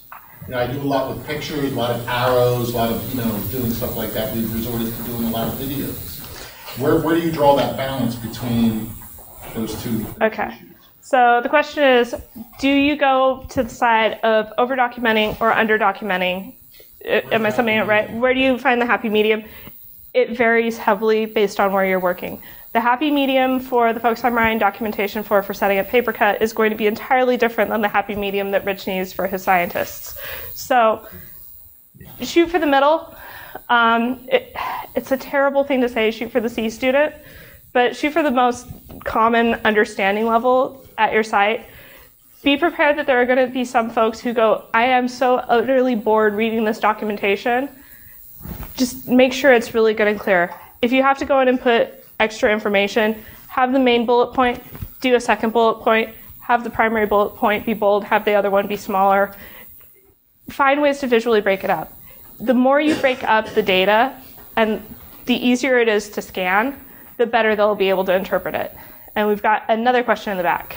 I was just wanted to comment that I think it helps a lot to have like links for more info where they can dive deeper if they want to. Absolutely. Like if you're going to have instructions, like these instructions are the instructions and nothing else, and then link to the other parts. Yes. And the other thing is documentation that the user doesn't want that right then.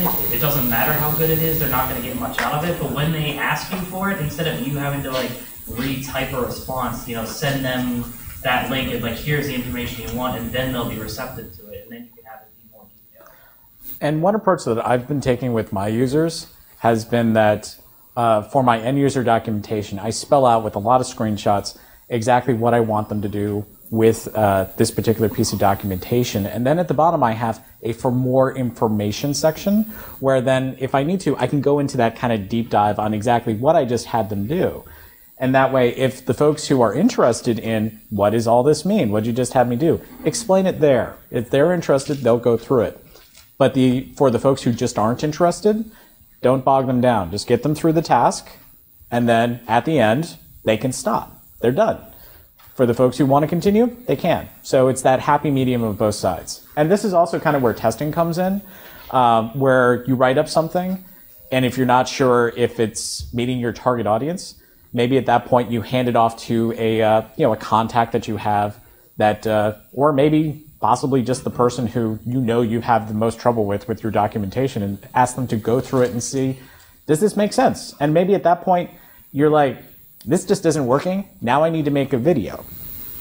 You test on a clean machine, meaning one that isn't yours, one that hasn't gone through the steps previously that you made? Absolutely. Absolutely. Set up a spare VM, do all of your testing. If it's configuration specific, have a VM that you've got a snapshot, you can roll back to a known good state. So if it needs to be bound to your Active Directory domain, have it already bound, go through the setup, roll it back, keep doing it until it's 100% clear and you've got everything down and you know it works.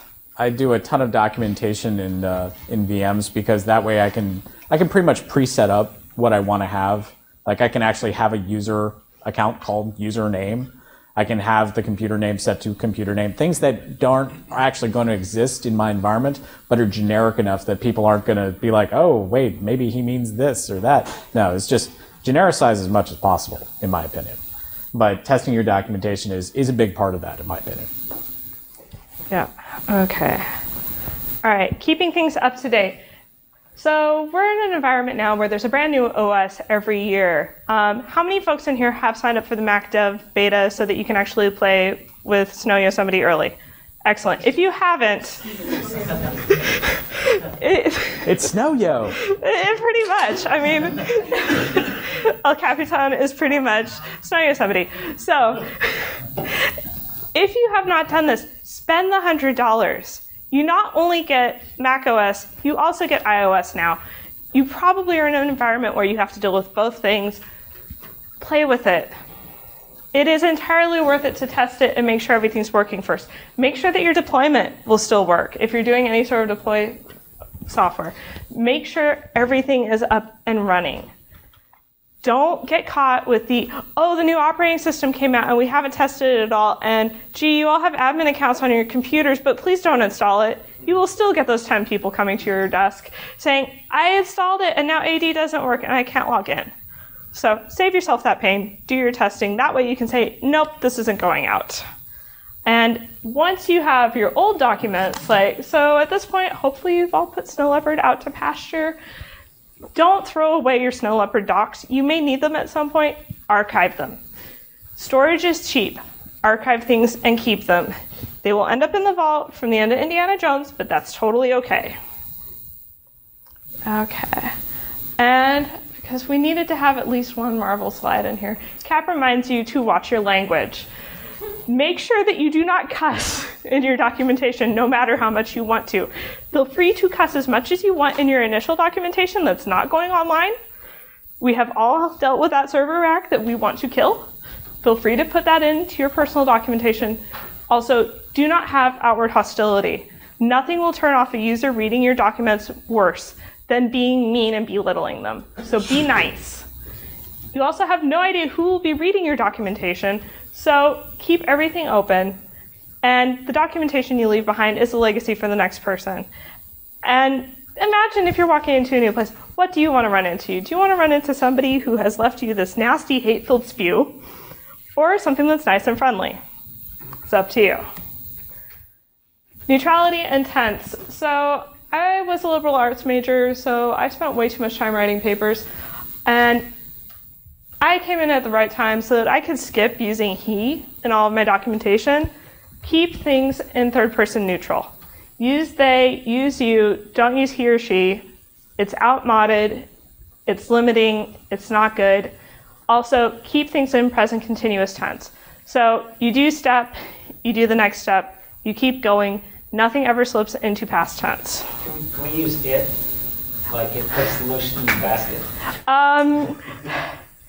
Well, keep in mind you. Would you like to be referred to as it? Yeah. And if it's IT, IT will come to your desk and IT will help you. Yes. That's the only instance of the word it that should be showing up in your documentation. Unless, if the server is crashed, it may need kicked.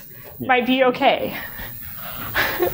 So to do a little bit of a basic run through on how tense should work, telling an end user how to set up a printer. First, you'll want to click on the Apple menu in the upper left-hand corner of your screen, then select System Preferences to open the window, click on Printers and Scanners, then this is the basic rundown on what your documentation should look like and sound like for tense. And onward to Rich. So one thing we talked about briefly in part one was disaster recovery, because this is kind of its own special category of documentation. It's something you should be doing. You may be required to do it by law. If it's not required by law, you should still be doing it anyway because the show must go on for your business, even in case of a disaster. So, it's going to, so, you know, it's also going to be the one where you're really going to need to pay the most, you know, nitpicky attention to detail because you really don't want to leave anything to chance. Now, for those who were here for the first part of the session, I'm going to beg your pardon as I tell my disaster recovery story again. So for those not here, this story begins with me riding an airport shuttle on the way to a very nice vacation. So en route, I got a call from my workplace where the person calling said that they had a power outage at our main data center. I was gone. My alternate was stuck in traffic. What should they do? I said, can you find the Mac server rack? They did. Do you see the packet marked emergency server startup and shutdown procedures? Yep, I see it. I'm good. Okay, open that, start reading through it. It's going to walk you through the process. So after that, I talked with them just a few more minutes, make sure they were okay, and then I said goodbye, and then I ended the call. So without that packet attached to the server rack, which I'd made sure was current the day before, because I knew I was leaving, I might have been trying to walk someone through the process of shutting down about 15 servers and 12 Xserve raids over the phone, up until the moment that the flight attendant came over to my seat, yanked the phone out of my hand, and said the plane needs to take off. So there's a few lessons to take from this story. Where was I when this disaster occurred? I was off-site. I didn't have access to either a computer or a way to connect back to the work network. Where was the other person who'd been trained on our disaster recovery process? Don't know. Off-site. Not there. Who was the person on the phone? A person who wasn't trained in our disaster recovery procedures. What allowed the person on the phone to successfully bring down my servers? Accurate and easily understood documentation that was placed for ready access. What was not affected by this disaster? My vacation. I got to hang up. I got to not worry about this anymore. So, first thing to, I'll get it afterwards. First thing to know about disaster recovery, and this is really important, don't panic. Stuff went wrong. Hopefully that part's over. But now is the time to take that deep breath and get it fixed. So one way to deal with this is to include something friendly looking on the cover of your documentation. And fortunately for us as MacAdmins, Apple has provided an appropriate symbol that is both relevant and professional. And as an example of this, here's the cover sheet from some disaster recovery I wrote at my previous job. And I mean, it's a subtle thing, but on a bad day, I will take all the smiles I can get. So, who is the audience for your disaster recovery documentation? I mean, you should be writing it for you or people like this, right? No. Your audience may include that nice lady from facilities who takes care of the cooling system in your building, that sharply dressed gentleman from HR who stopped by on an errand to the IT offices, or the boss's niece who stopped by the office to sell some cookies. They will also be under pressure, and they will be doing an unfamiliar task. You never know who's going to be standing in front of your server rack when the hammer comes down. So your disaster recovery documentation should be both comprehensive and written so that anybody can understand what needs to be done. The janitorial, accounting, or HR staff should be able to follow this and use it to shut down your servers. So, make printed copies. Don't count on the person who needs the documentation being able to access it in electronic form. Make sure hard copies are printed out. Remember, you have really no idea what kind of a disaster is going to take ahead of time. Whomever's reading your documentation may be standing in a dark room and reading with a flashlight. Don't hide this documentation. If you can, post a printed copy to the front of the server rack with a cover page or sign clearly indicating what it is and why it's there. Now, if that's not an option, some shops, it's just not going to be. Put it somewhere else where it's both easily visible and clearly marked. And something that's crucial to document is your order of operations. So in order to bring your server up from being shut down, hit the power button, right? But what all needs to happen before you can hit that button? So for those not familiar with this, this is a depiction of the psychological theory known as Maslow's hierarchy of needs. It's often portrayed in the shape of a pyramid with the largest and most fundamental needs that you have at the bottom and need to be fully alive or self-actualized up at the top. You have to meet your most fundamental needs first before you can be fully alive. So Maslow's hierarchy can also be applied to the order of operations in your disaster recovery documentation. So what fundamental needs must be met before you hit that power button on the server? Well, you need to have power. The room cooling needs to be online. There's no sense cooking your server by bringing it back up. You need to have networking available. You need to have DNS available. That storage appliance that your server gets an NFS mount from, that needs to be online. It needs to be working properly. And so on and so forth. Get it all documented. Make sure to include this information in your documentation and specify that all of it needs to be available before your server should be brought back up. And make that clear enough so that the person following your documentation clearly understands, okay, I checked and, lights are out. Okay, that means I can't hit the power button. It's hot in here. I shouldn't hit the power button. Networking's not on because I can't get to the internet. Okay, I shouldn't hit the power button. Make it very, very clear that all of this needs to be there before they should even think of hitting the power button. And another thing to document is how to recover from hardware disasters in addition to your software ones. So document where your replacement parts are and how to replace them. And as part of this, make sure your parts are labeled and readily accessible. And your server may not have a physical keyboard and mouse permanently hooked up. If you don't, make sure you have a crash cart available with a monitor, keyboard, and the relevant adapters. And then include how to use that cart as part of your documentation. Keep in mind, you don't know who's going to be in front of your rack. They might not know how to work that. Who knows? The Oompa Loompas may have never been trained. And don't assume that the person in front of the server is going to know what are the correct buttons to hit and in which order. So include this information in your disaster recovery documentation along with graphics indicating which buttons do what and how they should be handled. So for example, how many folks had to deal with the old Xserve raids? Okay, good chunk of you. So like this is actually from old disaster recovery documentation that I had. So it says basically to start the Xserve raids, face the rear of the Xserve, and then I showed what the rear should look like. Look on the right side. Oh look, something's outlined in red there. And the power button light should light up white, and a number of other blue and green lights should appear. It's one of those things where it's little things like they aren't going to know what it's going to look like when it's working properly, so you want to guide them wherever possible. And to follow up on that, provide those simple, easily checked ways to verify that your devices are working properly. And one way to do this is to take a picture of the front of individual servers when they're operating normally and use that to create a diagram with information like, all the lights in the indicated area should be lit up and showing green lights. The third light from the left should be blinking, none of the others should be blinking. Tell them what normal looks like, and they'll be able to figure it out for themselves. And one common event in disasters is that there's data loss. Now, oftentimes this is due to file system corruption, hardware failures, or even just, something got deleted or corrupt when whatever happened. Now, the good news is that regular backups of your data can turn these problems from catastrophes into inconveniences. And if practical, include those procedures for restoring data from your backup system as part of your disaster recovery documentation.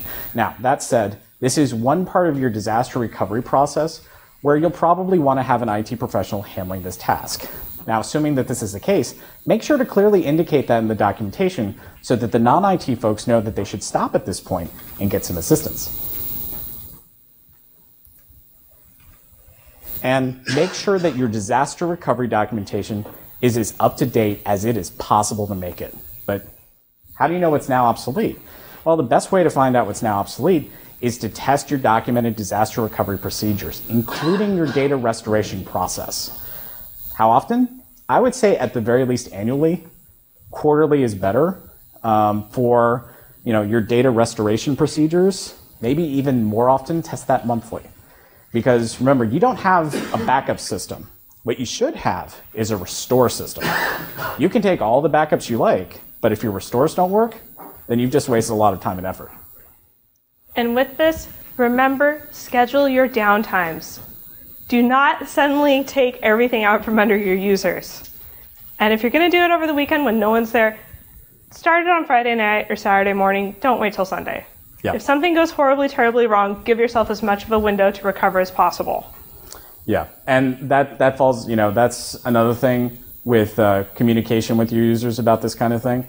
Have something clearly written out so that people will understand, okay, at the end of the day, I should tell them what to do. Like, you should log out or even shut down your machines during X amount of time, from 9 a.m. to 4 p.m. Even if always do the Scotty estimate for estimating your downtime. Even if you think, oh, this will take me 2 hours, say it'll take 6 hours. Because if you get it done in 2 hours, you look fantastic. If it takes 6 hours, you told them already. So, Scotty estimates and testing. And hopefully you don't have to give Balana estimates of whenever we finally get the part, we'll fix it. Yeah.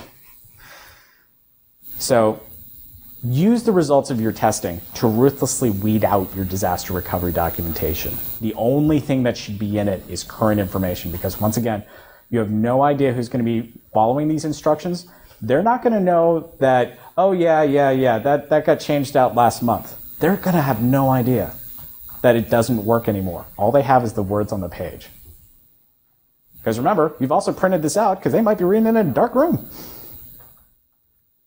So, once you've identified what's obsolete, you move it to your legacy archive system. Don't throw it away. Storage is cheap. Documentation is tiny. Keep it around, but keep it out of what's currently available.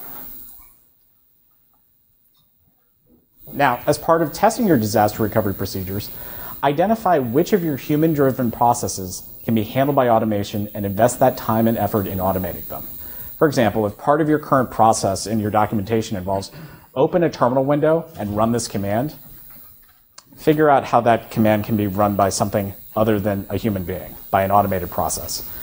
The thing to always keep in mind is that a human being other than you may be the one in the hot seat for bringing your systems down safely. And another thing you may find as a part of testing is that something got missed. So a common cause of this is that a new system was added since the last time you ran through your disaster recovery procedures, and it wasn't added to the disaster recovery docs before this point. So when you find those gaps, address them as part of updating your disaster recovery documentation. And as you go through the process of documenting your disaster recovery procedures, one other thing to keep in mind is what services can and should be moved to other systems in your organization or even to an outside cloud service.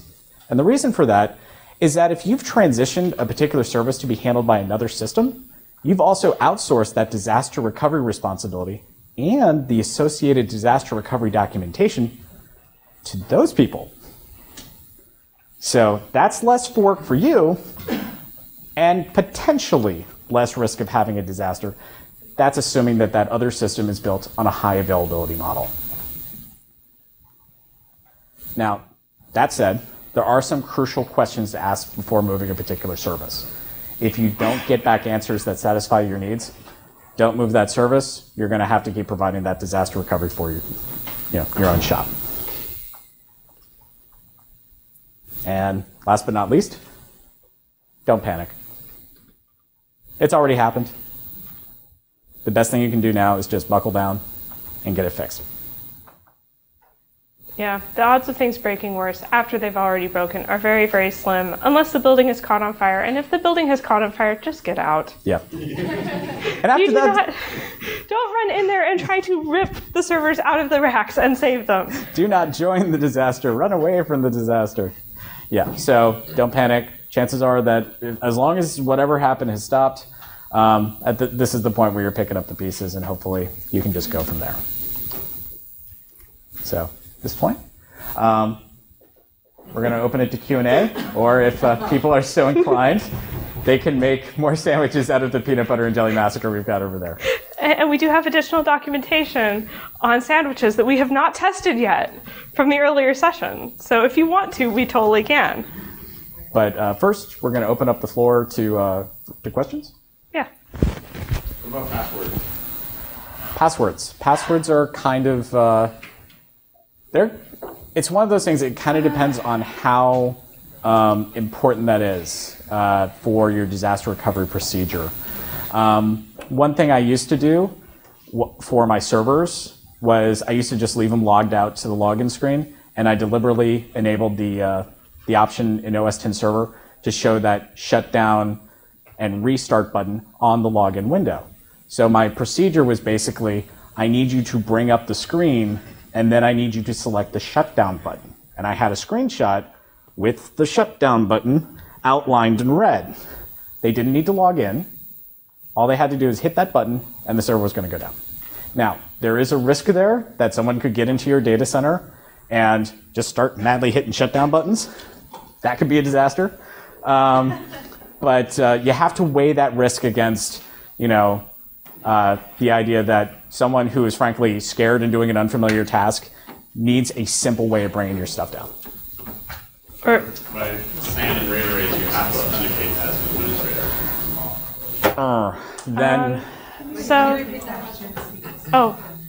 Sorry. So the question is, how do you deal with passwords that are necessary in a disaster recovery procedure? And I believe the scenario you were mentioning was that you have to authenticate before you can shut down. You have to authenticate as an administrator.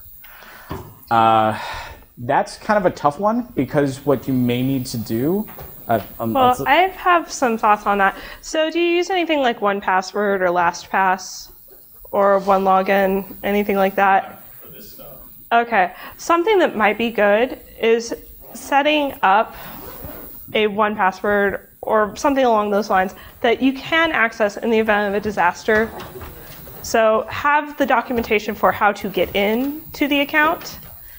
That way you don't have to share out all of your passwords. Are you changing your passwords with some frequency, or is it only when people leave? For the SAN system, no, it hasn't changed in 10 years. Okay.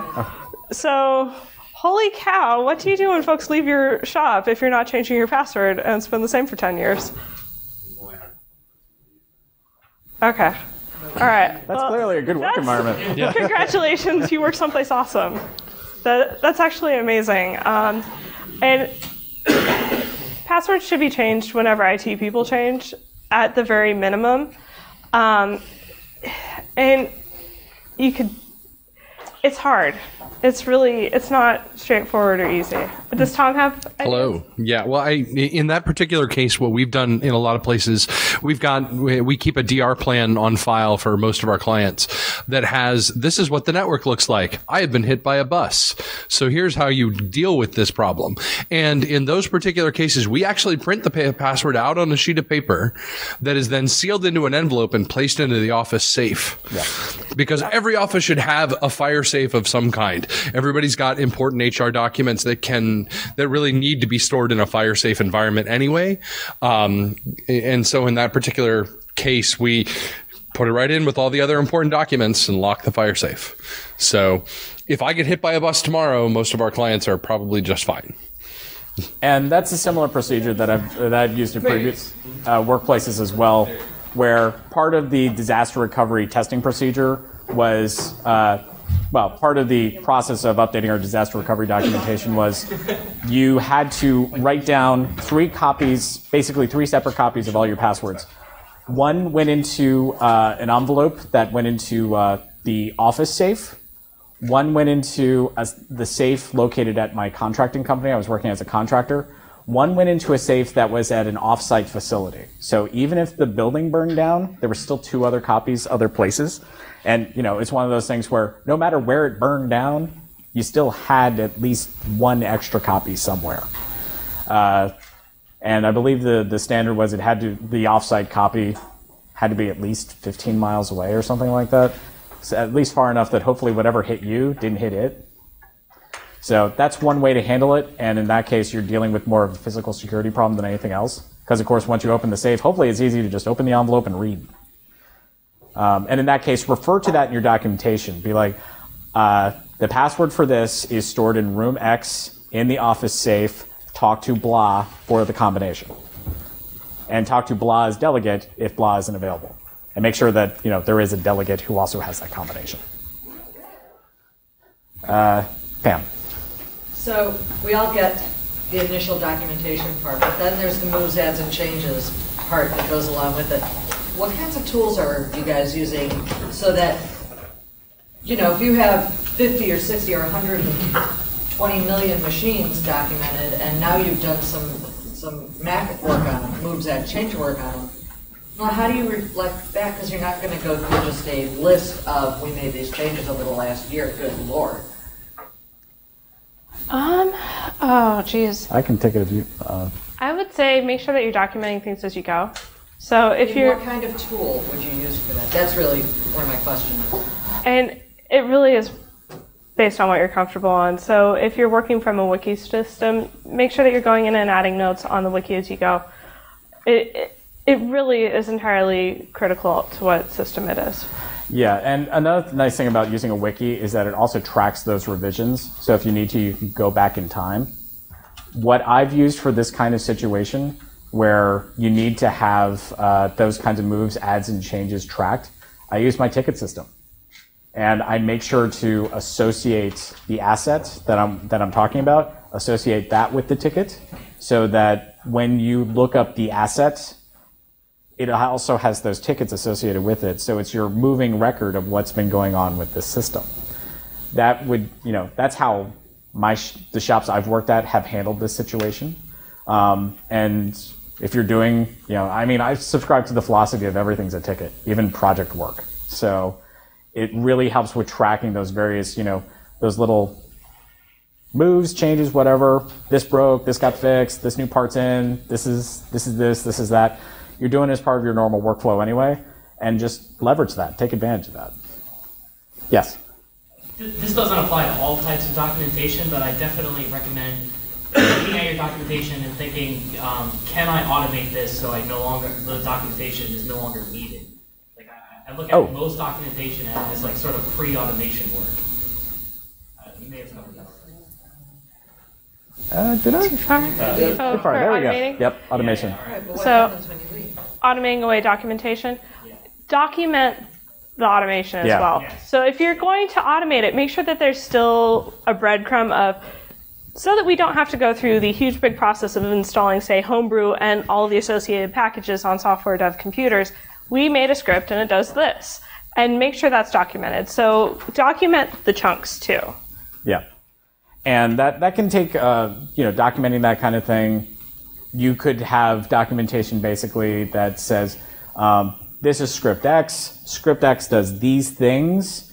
For more information about the actual functions, look in the script for the comments, or you may just want to go through the whole procedure of what the script does and what the expected result is. You can really go pretty granular. But then at that point, you can take that automation and then basically be like, this script is running on server X, Y, Z, Q, R, and then you don't have to write those procedures up separately for those servers. All you have to say is, for this part, look here, and it explains what X does.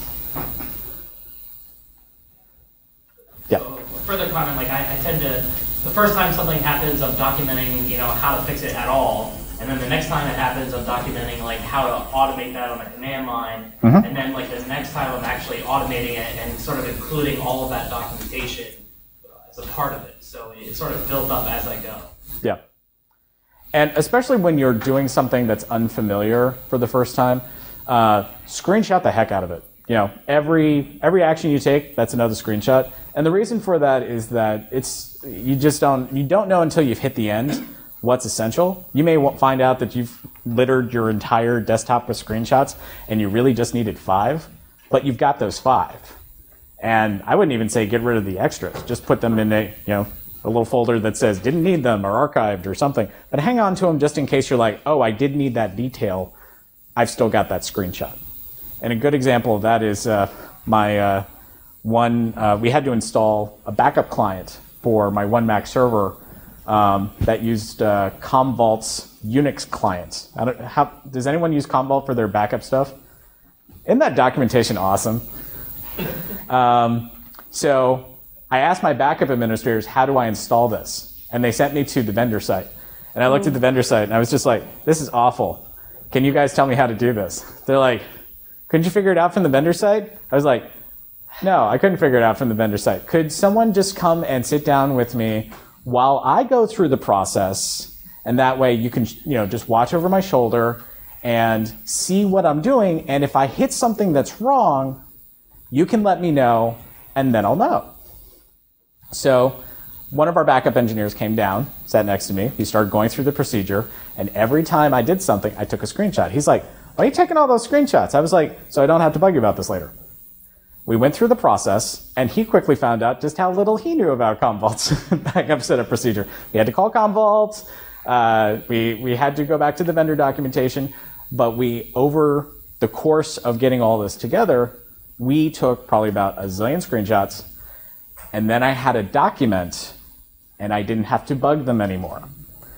So we got another Mac server about a year later to replace my old one. And I knew I needed to install this client because we were still on Commvault. So I sent the documentation that I'd written to our backup engineers, and I said, is this still current? About a day later, I got an email back saying, yep, this still looks good. Go ahead and follow it. So that went from the 2 hours it took the previous time to probably about 15 minutes to go through the whole procedure, and the only time I had to bug our backup administrators was, is this still current? I'd also recommend like recording your screen while you're going. Oh yeah, that's good stuff too. Yeah. Yeah. QuickTime X has a very good built-in screen recording utility. So once again, if you're doing an unfamiliar task, I suggest leveraging that, because one thing you can do from a movie when you pause it, you can take a screenshot of that, and you can rewind, move it forward. There's all kinds of ways that you can handle this particular situation. It has the added benefit of making you work just a little bit more carefully because you feel like you're being watched. Yes. Yes, and remember to turn off Notification Center and turn on Do Not Disturb when you're doing screen captures. Yeah, that's kind of important because my wife likes to text me. And kind of, so I'm in the middle of a sudden, all of a sudden it's like, ding. I was like, shoot. Usually what I do in that case is I pause just for a little bit, because I'm like, okay, this is the part where I'll just edit. hopefully I can get rid of that. But yeah, turn on Do Not Disturb, or work in a VM where you don't have, any notifications that are going to pop up. Yes? The tip from experience as you're doing your screenshots, rename them before you continue. You know what they were. Yeah. And include them in your documentation. Yeah, renaming absolutely. the screenshots helps a lot. Yes. Or, at least the timestamps are really good. So as long as you can kind of remember when and where you were, but absolutely, if you take a couple seconds, rename them. Yeah. And if you can, name them as descriptively as possible. I have discovered that some of my, because I'll do like figure_1- and then I'll start describing what it is with like underscores in between. And then I've discovered occasionally the file name is so long that Microsoft Word won't let me paste it in anymore. And I figured that out because I shortened the name and all of a sudden Word worked fine again. So yeah. You could just use capital case. I could have. Just use capital case. Skip the underscores. Anyway. Yes. Can I say something real quick? When someone else talks and this is recorded and they're not standing near a microphone, it's just going to be like dead silence. Yes. So either you need to repeat it or get them to come up here and speak. Okay. But unless it's a question and they repeat it, it's just going to be not good for people that want to listen to this later. Thank you for the reminder. Thank you. I'm sorry. No worries. It's for the folks watching this later. We're sorry about that. We are going to have folks come up to the microphone. If y'all wouldn't mind, if you have a question, just come up to the microphone and we'll get them. So, sir. So disaster recovery is obviously really important, but there are other documentation things like why you made certain choices to deploy a policy a certain way, or scripts or packages via whatever method. But one thing I've been thinking about lately is, do you make training kits for your replacements? For example, do you make like a download YouTube videos of you ought to check out auto package so that, okay, this is why auto package is in place and this is kind of basically how it works? Or do you just assume that the person replacing you should be able to get up to speed on the stuff that you're using? I would say that's a tough one. It is, and that is one thing I try to keep in mind when writing documentation, is what I call, the next guy or the next person syndrome. Because you're not going to be the last person in your job unless your company goes bust. So that is a tough one. And I guess the other thing would be, it's not even necessarily you've left and now someone needs to figure out what's going on. Sometimes you just took a 2-week vacation and they need to figure out what's going on. And for that, I would say document your procedure and then include, for more information, then include those links at the bottom. So for folks who are interested in pursuing that, for someone who's like, I don't know how, like, say, auto package works or auto packager works, or I don't know what bash is and I don't know what shell scripting, if it is relevant to your documentation, either just have that section at the bottom saying, here's the stuff I discussed during this documentation. If you're interested, here's the links. And just do your best. It's one of those things. Always in motion is the future. You don't necessarily know what's coming. But one thing that it can actually help out quite a bit with that, you're moving on to a new place and you need to get everything down. If you've kept your documentation up to date, you can focus on those tiny details for the next person. Like in 2010, I changed jobs to come to work for the Howard Hughes Medical Institute. And I'd done I like to think a pretty good job of keeping up on my documentation. So what I did was I spent a day just kind of reviewing the existing documentation with the person that was going to be filling in while they looked for someone permanent. That took about a day. He felt comfortable with it. And at that point, we started going through the various tasks that I did as part of my job. And anytime we hit something that hadn't been captured, we went to a page on the wiki that I titled Notes for the Next Team Lead and got those down there so that they were captured, and that when I left, I knew that they were there. But because I was able to focus on just those tiny details, it really helped out, because it meant that whoever was going to be stepping into my shoes, and I was fairly certain I knew who it was, but you just don't know. I was leaving them as well prepared as I could. Cool. Thank you. No problem. And another thing to think on with that is, when you start a new project, document why you're doing it. That way, if you're switching from, say, Casper to Monkey, or you're finally getting rid of Radmine, write down why you're doing it. Leave behind information. Pretend you're leaving things behind specifically for the next archaeologist who will come into the dig site. It's a silly way to look at it, but it works. And also, one other thing you're also writing your documentation for you, and you may not remember what frame of mind, what reasons you had. Get them written down so that when you go back 6 months later and say things like, why did I do this? Past you wrote all that down for you. So you're like, oh, that's why I did that. Well, that's still current. Or that doesn't apply anymore. I should update this documentation. I should change this procedure because this condition that I wrote this to cover, this system I set up to cover this situation, it doesn't apply anymore. We sold that company. That person left. That printer finally got taken out and shot, stuff like that.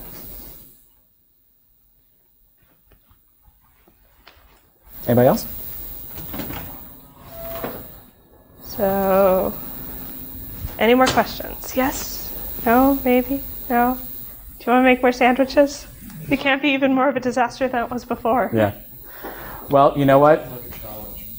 If nobody has any more questions, one thing that I particularly always liked when I could do it in school is early dismissal. So for those folks who just want to, head out a little early, for folks that have questions, still have questions that they want to ask us about, come on up. We'll talk with you. But otherwise, get some extra break time, take some extra time to freshen up before dinner. Have a good time. Feel free to steal bread and things.